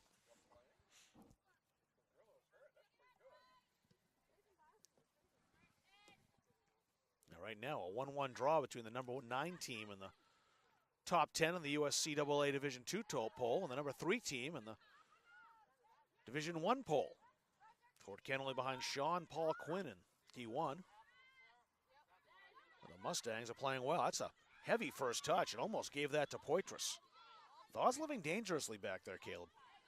So far, she's gotten away with it, but as you said, the Mustangs have continued to close her down quicker and quicker and forced her into those decisions, and those are the types of things that you have to think eventually one of them's going to bite you. Lewis stung by that ball that came off Elena LeBlanc. She's all right. She'll stay in. And in fact, she'll take the throw.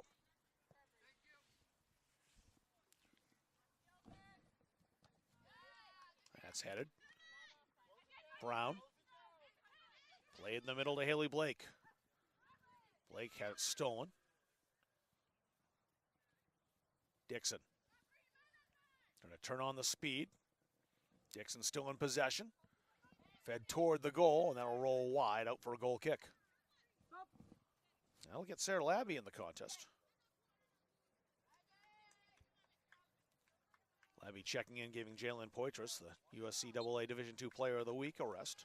Give her a chance to catch her breath a little bit. And Labby, who's not at 100% herself, though, certainly a player who can make things happen up front. Has already scored once this season, or I should say set up a goal once this season with a shot against Thomas that created the rebound for Zion Armstrong. The very first goal scored of the campaign. Great way to return, too, as she missed the last season. Came back in and got an assist promptly. And that's out over the goal line for a goal kick. And it goes to show why sticking with this 4-3-3 look for the most part. I know they're playing a 4-4-2 at the moment, but Rob Rodriguez did not have a stunning debut with the look of the formation. That 3-0 loss against NHTI, where the Mustangs seemed disconnected and discombobulated in the midfield. But just knowing the strength and the number of offensive-minded players he had at his disposal, being willing to have his team play through the kinks and get an understanding of the formation, and they are certainly looking a lot better as we head into the final month stretch of the campaign. Interesting game in Concord a week from today, too. Can Kiki Shepard get through Georgia Stasas? She can't. But she'll still advance, and Hope Thaw fumbles it. She did not. Dejanna Lewis. Kicked forward. Nice play by Brown. Koch arrives on the scene, and now it's Riley Pelletier. Pelletier tried to play that to Labby out in the right flank. It was blocked by Lewis again. Great hustle to step up and pound that forward. Labby, can she get there? The flag's up. Offside the call. And a free kick for the Bengals. Good ball in there. Just going back to that last chance, though, before the clearance away. Two Mustangs on that far side. Olivia Varney in particular getting up the field, desperate for that ball to have come to the left instead of the right to give them a chance to go against the defense 2-on-1. Mustangs really frustrating the Bengals now, but Dixon has it. Trying to play that long toward Shania Johnson. Remington there, conceding the corner, but at least kept that away from Johnson, a dangerous goal scorer. And this will be the first corner kick that we've seen from the Bengals since the opening 5 minutes, when they created so much havoc and ultimately got the goal. It's Dixon from the same spot on the other side of the field that she set up that early goal. Pettier Dixon, the senior. Played it short. And a shot over the bar. That was taken by Johnson, or a goal kick for the Mustangs.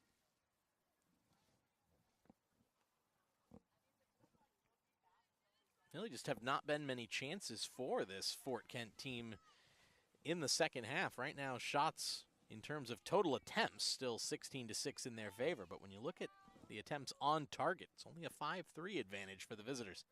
Another goal kick. There have not also been that many substitutions coming in for Fort Kent. And that could be one of the things that has created this imbalance as the game has gone on here, Rob. Of just the Mustangs have almost been able to throw a wave of players up top to keep the legs refreshed and keep on being able to sprint and close down these Bengals players while they have been tiring quite a bit on the field. Throw in taken quickly by the Bengals. Lillian Clark coming up for a fullback position now. Nice play by Dixon there on the touchline. Dixon watched by Gilmore. Dixon down the goal line into the area. Dixon left-footed, had it blocked. Here's a second opportunity blocked as well from Haley Blake. Now back to the edge of the area and cleared. Labby racing for it. Lewis beats her to it. Georgios Thasis played forward. A lot of energy coming off the bench now for the Mustangs, who 1-1 in this contest with 23 minutes to go. Feel like they can get the victory here today. Yeah, that'll be a confidence-inspiring play. That looked like a moment of individual brilliance coming from Pettigay Dixon. Nice little flick over her head, gets to the byline or the end line, beats the defender, able to cut it back and create the shot herself. But the fact that neither attempt got through and troubled the keeper is good play. Caban called for the foul. Free kick for the Bengals. Kamoy Brown trying to play that through. There's just no way through right now. That defense for the Mustangs. Varney on the run. Varney trying to play that towards Shepard. No, a great play by Georgios Thasis, rather, to stab that out of the air, waist high. And how about the follow-up from her, able to beat Varney to the loose ball, and another slide able to clear the danger for the moment. You can see why the number 6 in black and yellow wearing the armband for her team. Through to Labby. Labby racing for it with Levesque in pursuit. And Levesque slides that down, but it's a corner for the Mustangs. It's their fourth and first of the second half. Smart little play there. Labby just a little fake, like she was going to try to send across with the right foot, induce the slide challenge, and let the defender just poke it out of play for a corner kick. And McCotch stepping up again to take the corner. Halfway through the second half. 6 targets in or around the area for the Mustangs. We'll see if Koch can connect with one of them. It bounced through, popped up high. It's always dangerous when it lands in the area, as it has again. But it's handled by the Mustangs, and a free kick for the Bengals. Yeah, unlucky for Elena LeBlanc there. Had the first one come in, sting her pretty up high on the chest there on the bounce, and then the second time trying to get it, just moved her forearm forward to try to control and got whistled. Lebec had it stolen by LeBlanc. Out comes the keeper, Thaw. He'll pick it up just in front of Sarah Labby.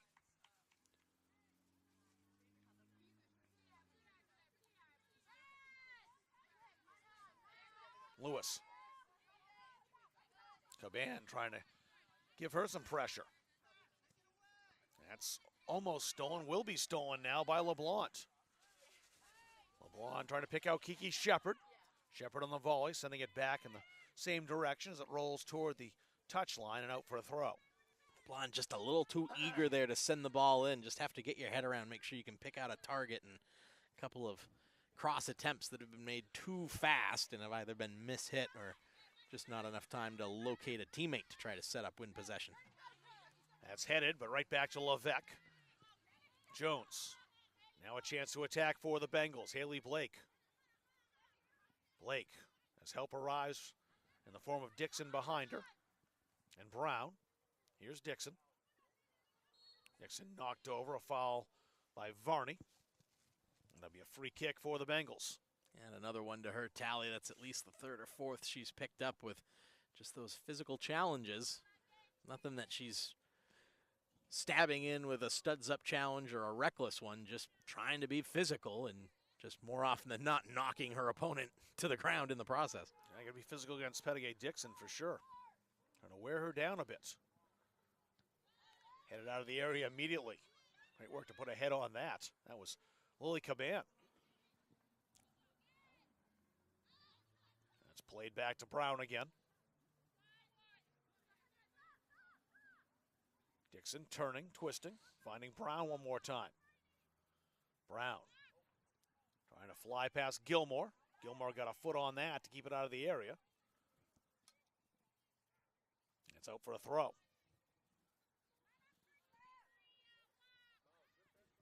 Back to Lillian Clark. Feed it in, and that's popped high once again. Remington got to that. Dixon scuffed the shot. It's cleared immediately. Georgia Thasis has Kiki Shepard right there with her. Has help from Jeffrey. Clark. Roll down that touch line. That's where Brown is waiting. Brown back to Pettigay Dixon again. Dixon marked by Caban. Good battle going on that far side with Brown and Caban once again. It's a throw in for the Bengals. Player is down over there on that far side for Fort Kent, a little bit banged up. Boy, Brown, I think, did a great job moments earlier to keep possession against Gilmore down that side, and they will stop the clock here to bring the training staff on. Brown helped up by Lillian Clark. You take a look in our booth. Rob Kennedy with Caleb Lamb. Beautiful day here at Fieldside. Down the side of the pitch. Best seat in the house to watch this game, isn't it? Oh, it's been fantastic as Kenzie Richards is about to check in here. Well, I've said that. They're not going to give her the chance to. Normally when you bring the stoppage for injury, you get the substitutions in at the same time. But Fort Kent pressing a little bit further forward here in possession, trying to find a late winner. It won't be now either as the throw-in goes the Bengals' way. Clark out for the goal kick, and that will get Richards in. So Kenzie Richards, the freshman from J. Maine, Spruce Mountain Phoenix player.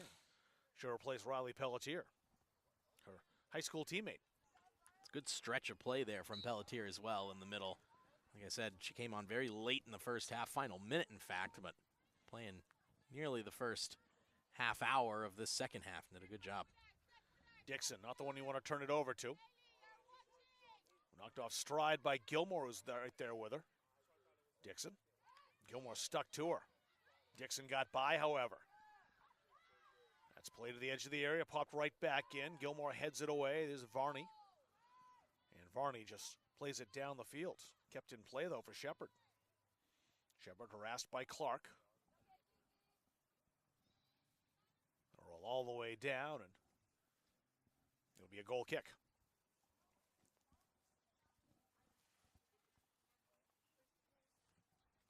74th minute of the 90. A goal in each half. Bengals, if you're just joining us, led in the 4th minute off a corner kick. Rosario Talbot unmarked, blasting a volley into the upper half of the net. And then Michaela Martirano equalizing in the 52nd minute. Good finesse finish by Martirano. Popped over the keeper Thaw, and that tied things up. It was 2-1 up in Fort Kent. The Bengals with that victory, 1-1 here, with 16 minutes remaining for someone to find a winner. So now Johnson. Johnson slowed down. Played outside. And here's Kamoy Brown again. Ricochets. Put it forward again. Dixon collided there with Remington. They both pop right back up. Dixon shot. Ooh, blazed just wide of the far post. Excellent turnaround from her, though, and a good right-footed effort drilled back across the face. Eliason trying to shuffle over to cover the near post was at full stretch, and she's happy as anyone to see that one flash just wide. That's how quickly, though, that Pettigay Dixon can set herself up for a shot. We watched her weave in the area and get an opportunity earlier in the half. That time a little more distance, but decent velocity Almost put that on target inside the post as a foul called against Shepard, a free kick for the Bengals. So we played 75 minutes. Georgios Thasis will open play back up once again. Shepard outside toward Varney. Varney watched by Clark. Kiki Shepard. Shepard trying to turn it back. Clark there to defend. But now maybe something on here for the Mustangs. As they try to work that forward, the flag is up. Varney tried to play that ahead toward Caban, but Caban was just offside. Ugh. Great job to be able to run forward. Like, that's the attack you dream of, is that opportunity as a central midfielder to have both forwards going forward. No defender in your path. Everyone's backing off, and you just get to choose the moment to pull the trigger on the pass. And just a fraction offside for Caban. Well, Georgios Thasis did the right thing there, too. She took a couple steps back. Caban went with her, and then she just stopped. Yeah. And when that happened, the pass was not made at that time, and just caught offside by a fraction. No, you really can't say anything wrong with how the number 6 in black and gold, Alessandra Georgios Thasis, has played. She has been outstanding tonight. The goal scorer, Rosaria Talbot's about to check in. She's standing right in front of us waiting.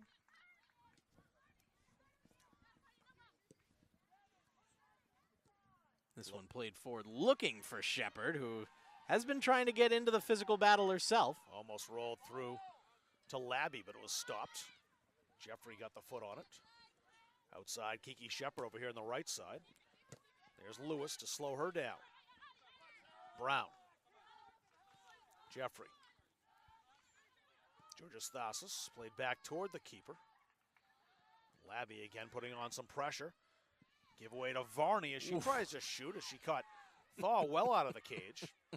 Thaw traps it and holds on. That was looking like it might be the moment that we would see the keeper be caught in no man's land. But again, the shot with the keeper well out, just drilled too low, and all she had to do was get a touch to it to get behind it. Labby touched that ahead. Now it's Kiki Shepard again. Shepard outside. Lewis with that long stride, now being contended with Kenzie Richards. It's a throw-in, and that'll bring Talbot back in the game. So Talbot's in. No one's off yet. So Talbot will stay on, and Lillian Clark will come off. 12.5 to go. We have a winner in this game. Bengals another throw. Jean Lewis. Talbot. We'll do it again as that's off Kiki Shepard.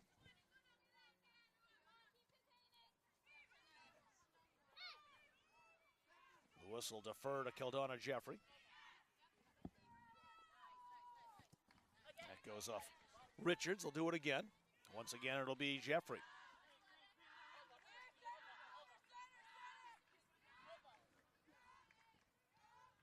Jones. Popped high in the air. A chance perhaps for Caban. Caban in a battle with Haley Blake. Mustangs bench is really fired up. So are the fans down to their right, or their left, excuse me. Joined by most of the women's basketball team, who looks like they've come out from the end of their practice to try to cheer them on against the Bengals here in the last 15-minute stretch. Dixon with a throw for the Bengals. They're getting into it down there, grooving to the imaginary beat. A tremendous game, especially here in the second half if you're a Mustangs fan. First 15 minutes looked like it might not be much of a contest. Yeah, this is the type of result that can be your signature result to this point in the season, because as you said, this is a highly ranked UMaine Fort Kent team. And a team that the Mustangs have never achieved any kind of result against. They're 0-5. Correct as well. And usually 0-5 and score lines that have been somewhat lopsided. This year again, 2-1 was not lopsided up in Fort Kent. Mustangs had the lead in that game. I believe last year on the road, if I'm not incorrect, was 8-0 the final score there. So what a difference a year can make. It was 5-0 and 4-1. 8-0 was the previous year. Thank you. But yeah, those are the kind of score lines I'm referring to. Mustangs did get a goal here in a 5-1 loss last season. They've scored in both contests this year against this Bengals club and only conceded 3. 2 on the road and 1 here in this 1-1 draw. Lewis. Belted forward by Richards. A bouncer spun away. Shepard, can she get to this? Shepard. Oh, good work by Levesque to just shield her off as those two combined and collided. That will stop the clock. I think the play by Levesque at my first glance looked like she got there and timed it right. And Shepard down right now. I think it was more the follow through with the body afterwards. I think you're probably right about that, drifting Caleb, a little bit wider as Shepard, already off balance, preparing to kick the ball, suddenly found herself planted backwards. Gloria San Pedro is about to check in. Jalen Poitras looking to Poitras up return too, yeah. as well. It'll just be San Pedro for now. Clock stop with 9:55 remaining. Adriana Thaw will punch it away. Brown. Brown on the run now, trying to send Johnson through. Played perfectly by Heather Nelson, at least clearing it out. Talbot there just back in the contest. Well defended by the Mustangs. If it looked like it was a scoring chance on for the Bengals. Yeah, that was a great play by Koch. Stepping up is Jeffrey. A little more pressure from the defenders now for this Bengals team as they don't want to leave here without a victory. Dixon. Look out for her. Renegade Dixon forced outside by Gilmore. Gilmore blocked her opportunity. Dixon with it again. Gilmore still in hot pursuit. Flipped into the area. That'll be a goal kick. That'll get 2 new forwards into the game for the Mustangs. San Pedro, we mentioned, and Poitras is coming back in now. I'm Sarah curious Labby, if this is a direct swap for swap up front. it's not going to be. Liz LeBlanc's coming off. So Kiki Shepard staying in. Varney over on the far side, up to join them. Gonna roll toward the area in the 18. It was stopped by Nelson. Georgia Stasis cutting off Shepard. Now a chance for the Bengals once again, trying to turn and fire. Getting the shot away is Christiana Jones, and that skip was a challenge for Eliason that she was completely equal to. Not Very a nice bad save by the rookie. shot at all from in a good position. That one ended up as well. Just unfortunately for her, just put it straight down the middle at the keeper. That bounce, though, was tricky. Played into space here. Running around to defend that, Jeffrey. Shepard. San Pedro. 3 Bengals around her. Brown. Dixon back to Brown again. Great work by Caban to stop that attack. Varney. Varney's got some space in the left flank. Georgia Stasis is watching her. Georgia Stasis slowed her down. Varney's still with it. Played in. Flags down. And the shot just wide from Jalen Poitras. The flag stayed down. She was onside. And a chance to go up 1. Just missed. Oh, what an opportunity that was, too. Beautiful ball in across the face of goal from Varney. No chance for Thaw to come out and collect it. Just had to stay planted, and Poitras just wrapped the foot too hard around the ball.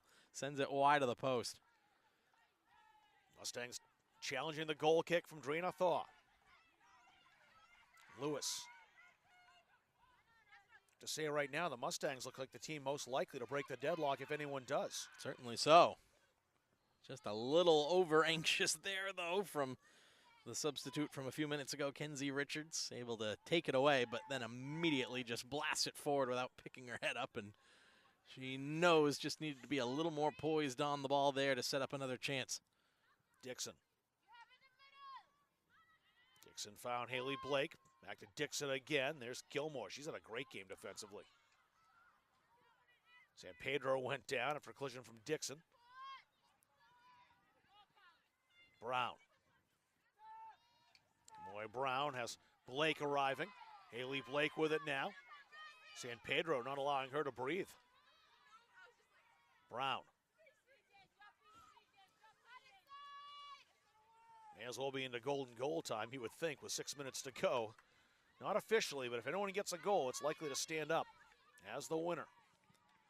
Won't happen here, though, for the Bengals. That's clear, but they have it right back. Lewis trying to save it, couldn't do so.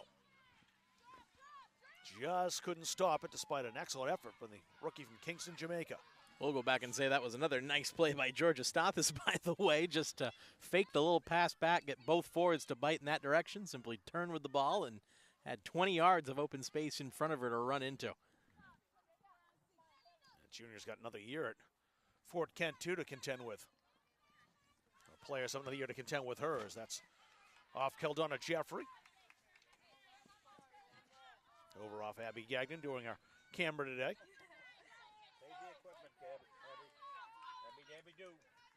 Nelson's got the throw. Trying to pick out Ksenia Sorterup. Sorterup getting further and further upfield, just begging for something to be served into space. She's the one, if the keeper comes off, can really make things difficult for Thaw with the distance she has. San Pedro. I think there's a foul on that. It is. They did. Referee was waving the flag. It's a kick, not a throw. Emma Koch will step up to take that. Take the chance here, let him get set up, and then just serve a nice ball into the box. Sort of calling for it. That ball is into the box. It's a nice one as well, deflected down. Maybe a chance here for San Pedro if she can recover. It was knocked away from her. Coming back, Haley Blake. Steal from Richards. Sorterup attacking Dixon, and out comes Thaw to claim.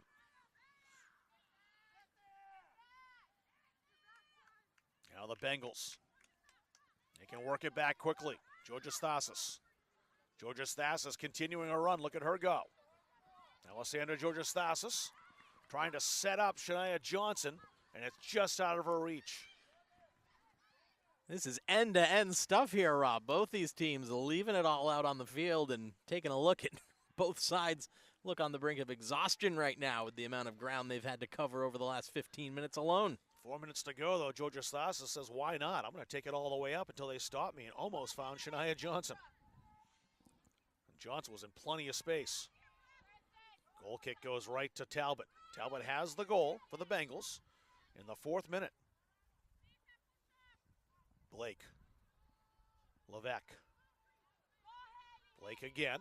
Turned it over to the Mustangs, who clear. 87 minutes about to expire. Here are the 90. Just 3 minutes for someone to find a winner. Caban pushed that out. Johnson can't control it. Blasted by Remington out over the softball fence and down the hill, I think. Might get Dave Gagne out with a golf cart to get that one. I think he's going to want to stay and see the end of this for the last 2.5 minutes. Then Then go get it later. That ball's not going to go too far. Play to the edge of the area, almost stepping through Johnson. She got clipped a bit by Remington. They both went down. And the referee will stop the clock as Shania Johnson's still down on the carpet.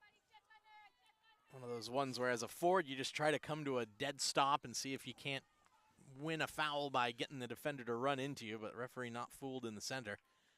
Would have been outside the area, I think, had he called it, but it would have been a great spot for a free kick if the Bengals had been awarded it. Yeah, one of those ones that's sort of that gray area in the laws of the game of when you don't have possession of the ball, are you still entitled to the space? And almost seems to be called different ways in different leagues, but especially here in the United States, usually the physical play does not always garner a whistle. Clock rolling with 2:15 remaining. We have a winner. If it does end 1-1, you can't say it's not a fair result. No, both teams have played exceptionally well here, especially over the second half. Sorterup. Now it's taken by the captain, Georgia Stathis, but she lost it. Sorterup again. Beaten to it by Jeffrey, who plays out into touch as we're under 2 minutes to go. Lily Caban over quickly to take the throw.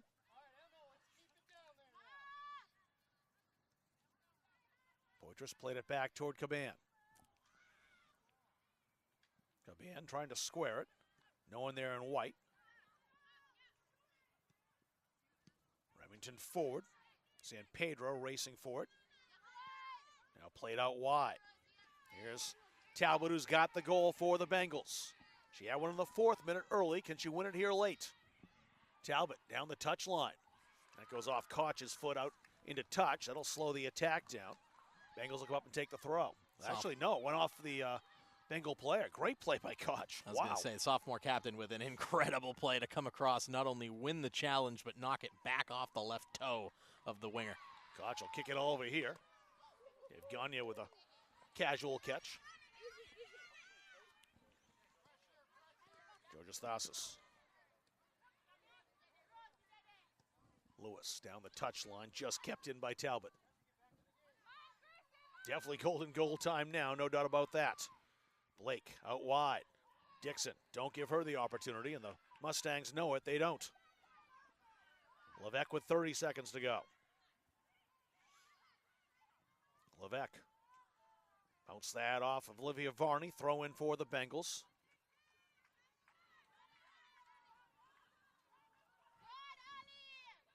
Maybe a chance now. Georgia Stasis trying to make things happen out there defensively. Koch got mixed up with one of the Bengals. Didn't draw the attention of the referee. That's going to do it. Poitras blasts it ahead, and for the first time, the Mustangs get a result from UMaine Fort Kent. Reminds me of an old headline in the Ivy League. Harvard defeats Yale 1-1.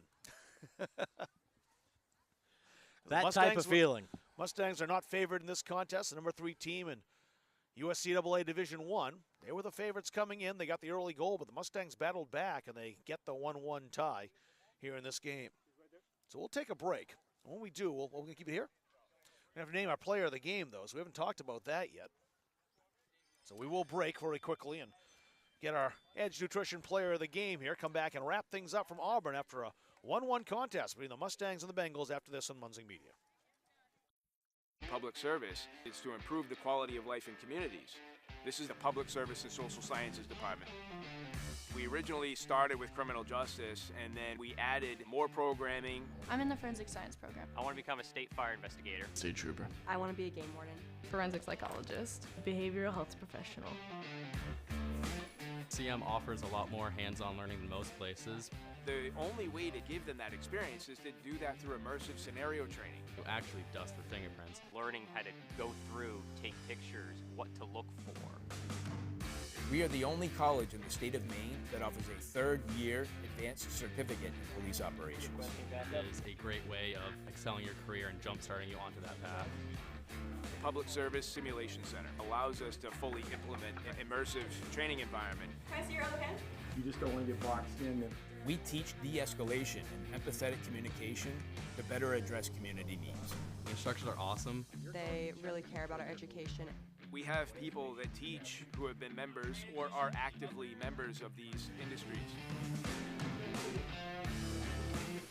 This is a one-of-a-kind program. It's prepared me to have a step up in my professional career. Here at the school, they're really invested in our education. It's a nice environment. At Central Maine Community College, your future is our priority. I'm going to be a preschool teacher. An HVAC technician. Pediatric nurse. Whether your college journey is starting here I'm going to be an architect. Physical therapist. I'm gonna be a lawyer. or we're a stop along the way. I'm gonna be a doctor. A machinist. Honestly, not 100% sure yet. With over 40 programs, I'm gonna be a graphic designer. An athletic trainer. there is something for everyone. CMCC. Your future starts here.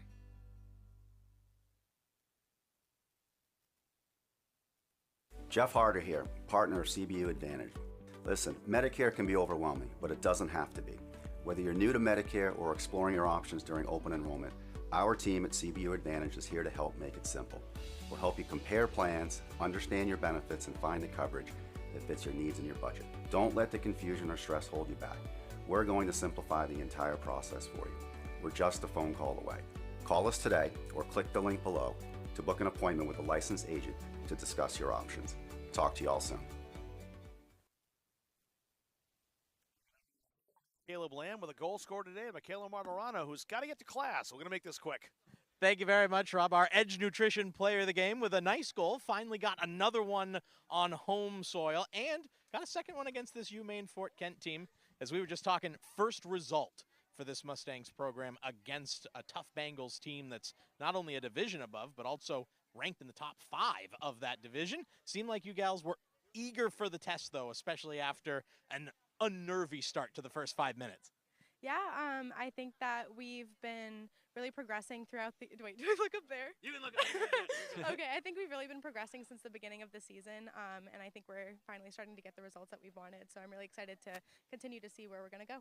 It seemed like you guys weren't also shy about just stepping up to the challenge. Obviously, they've got a lot of offensive talent. You kind of took it, still threw it back at them with that 4-3-3 formation, and had some shots. Kind of grew in confidence as that game went along, and in the second half, got the reward, able to capitalize on that nice ball over the top. Yeah, like I said, I think just with the more experience that we're getting together as a team, I think we're going to continue to grow. So I'm really looking forward to.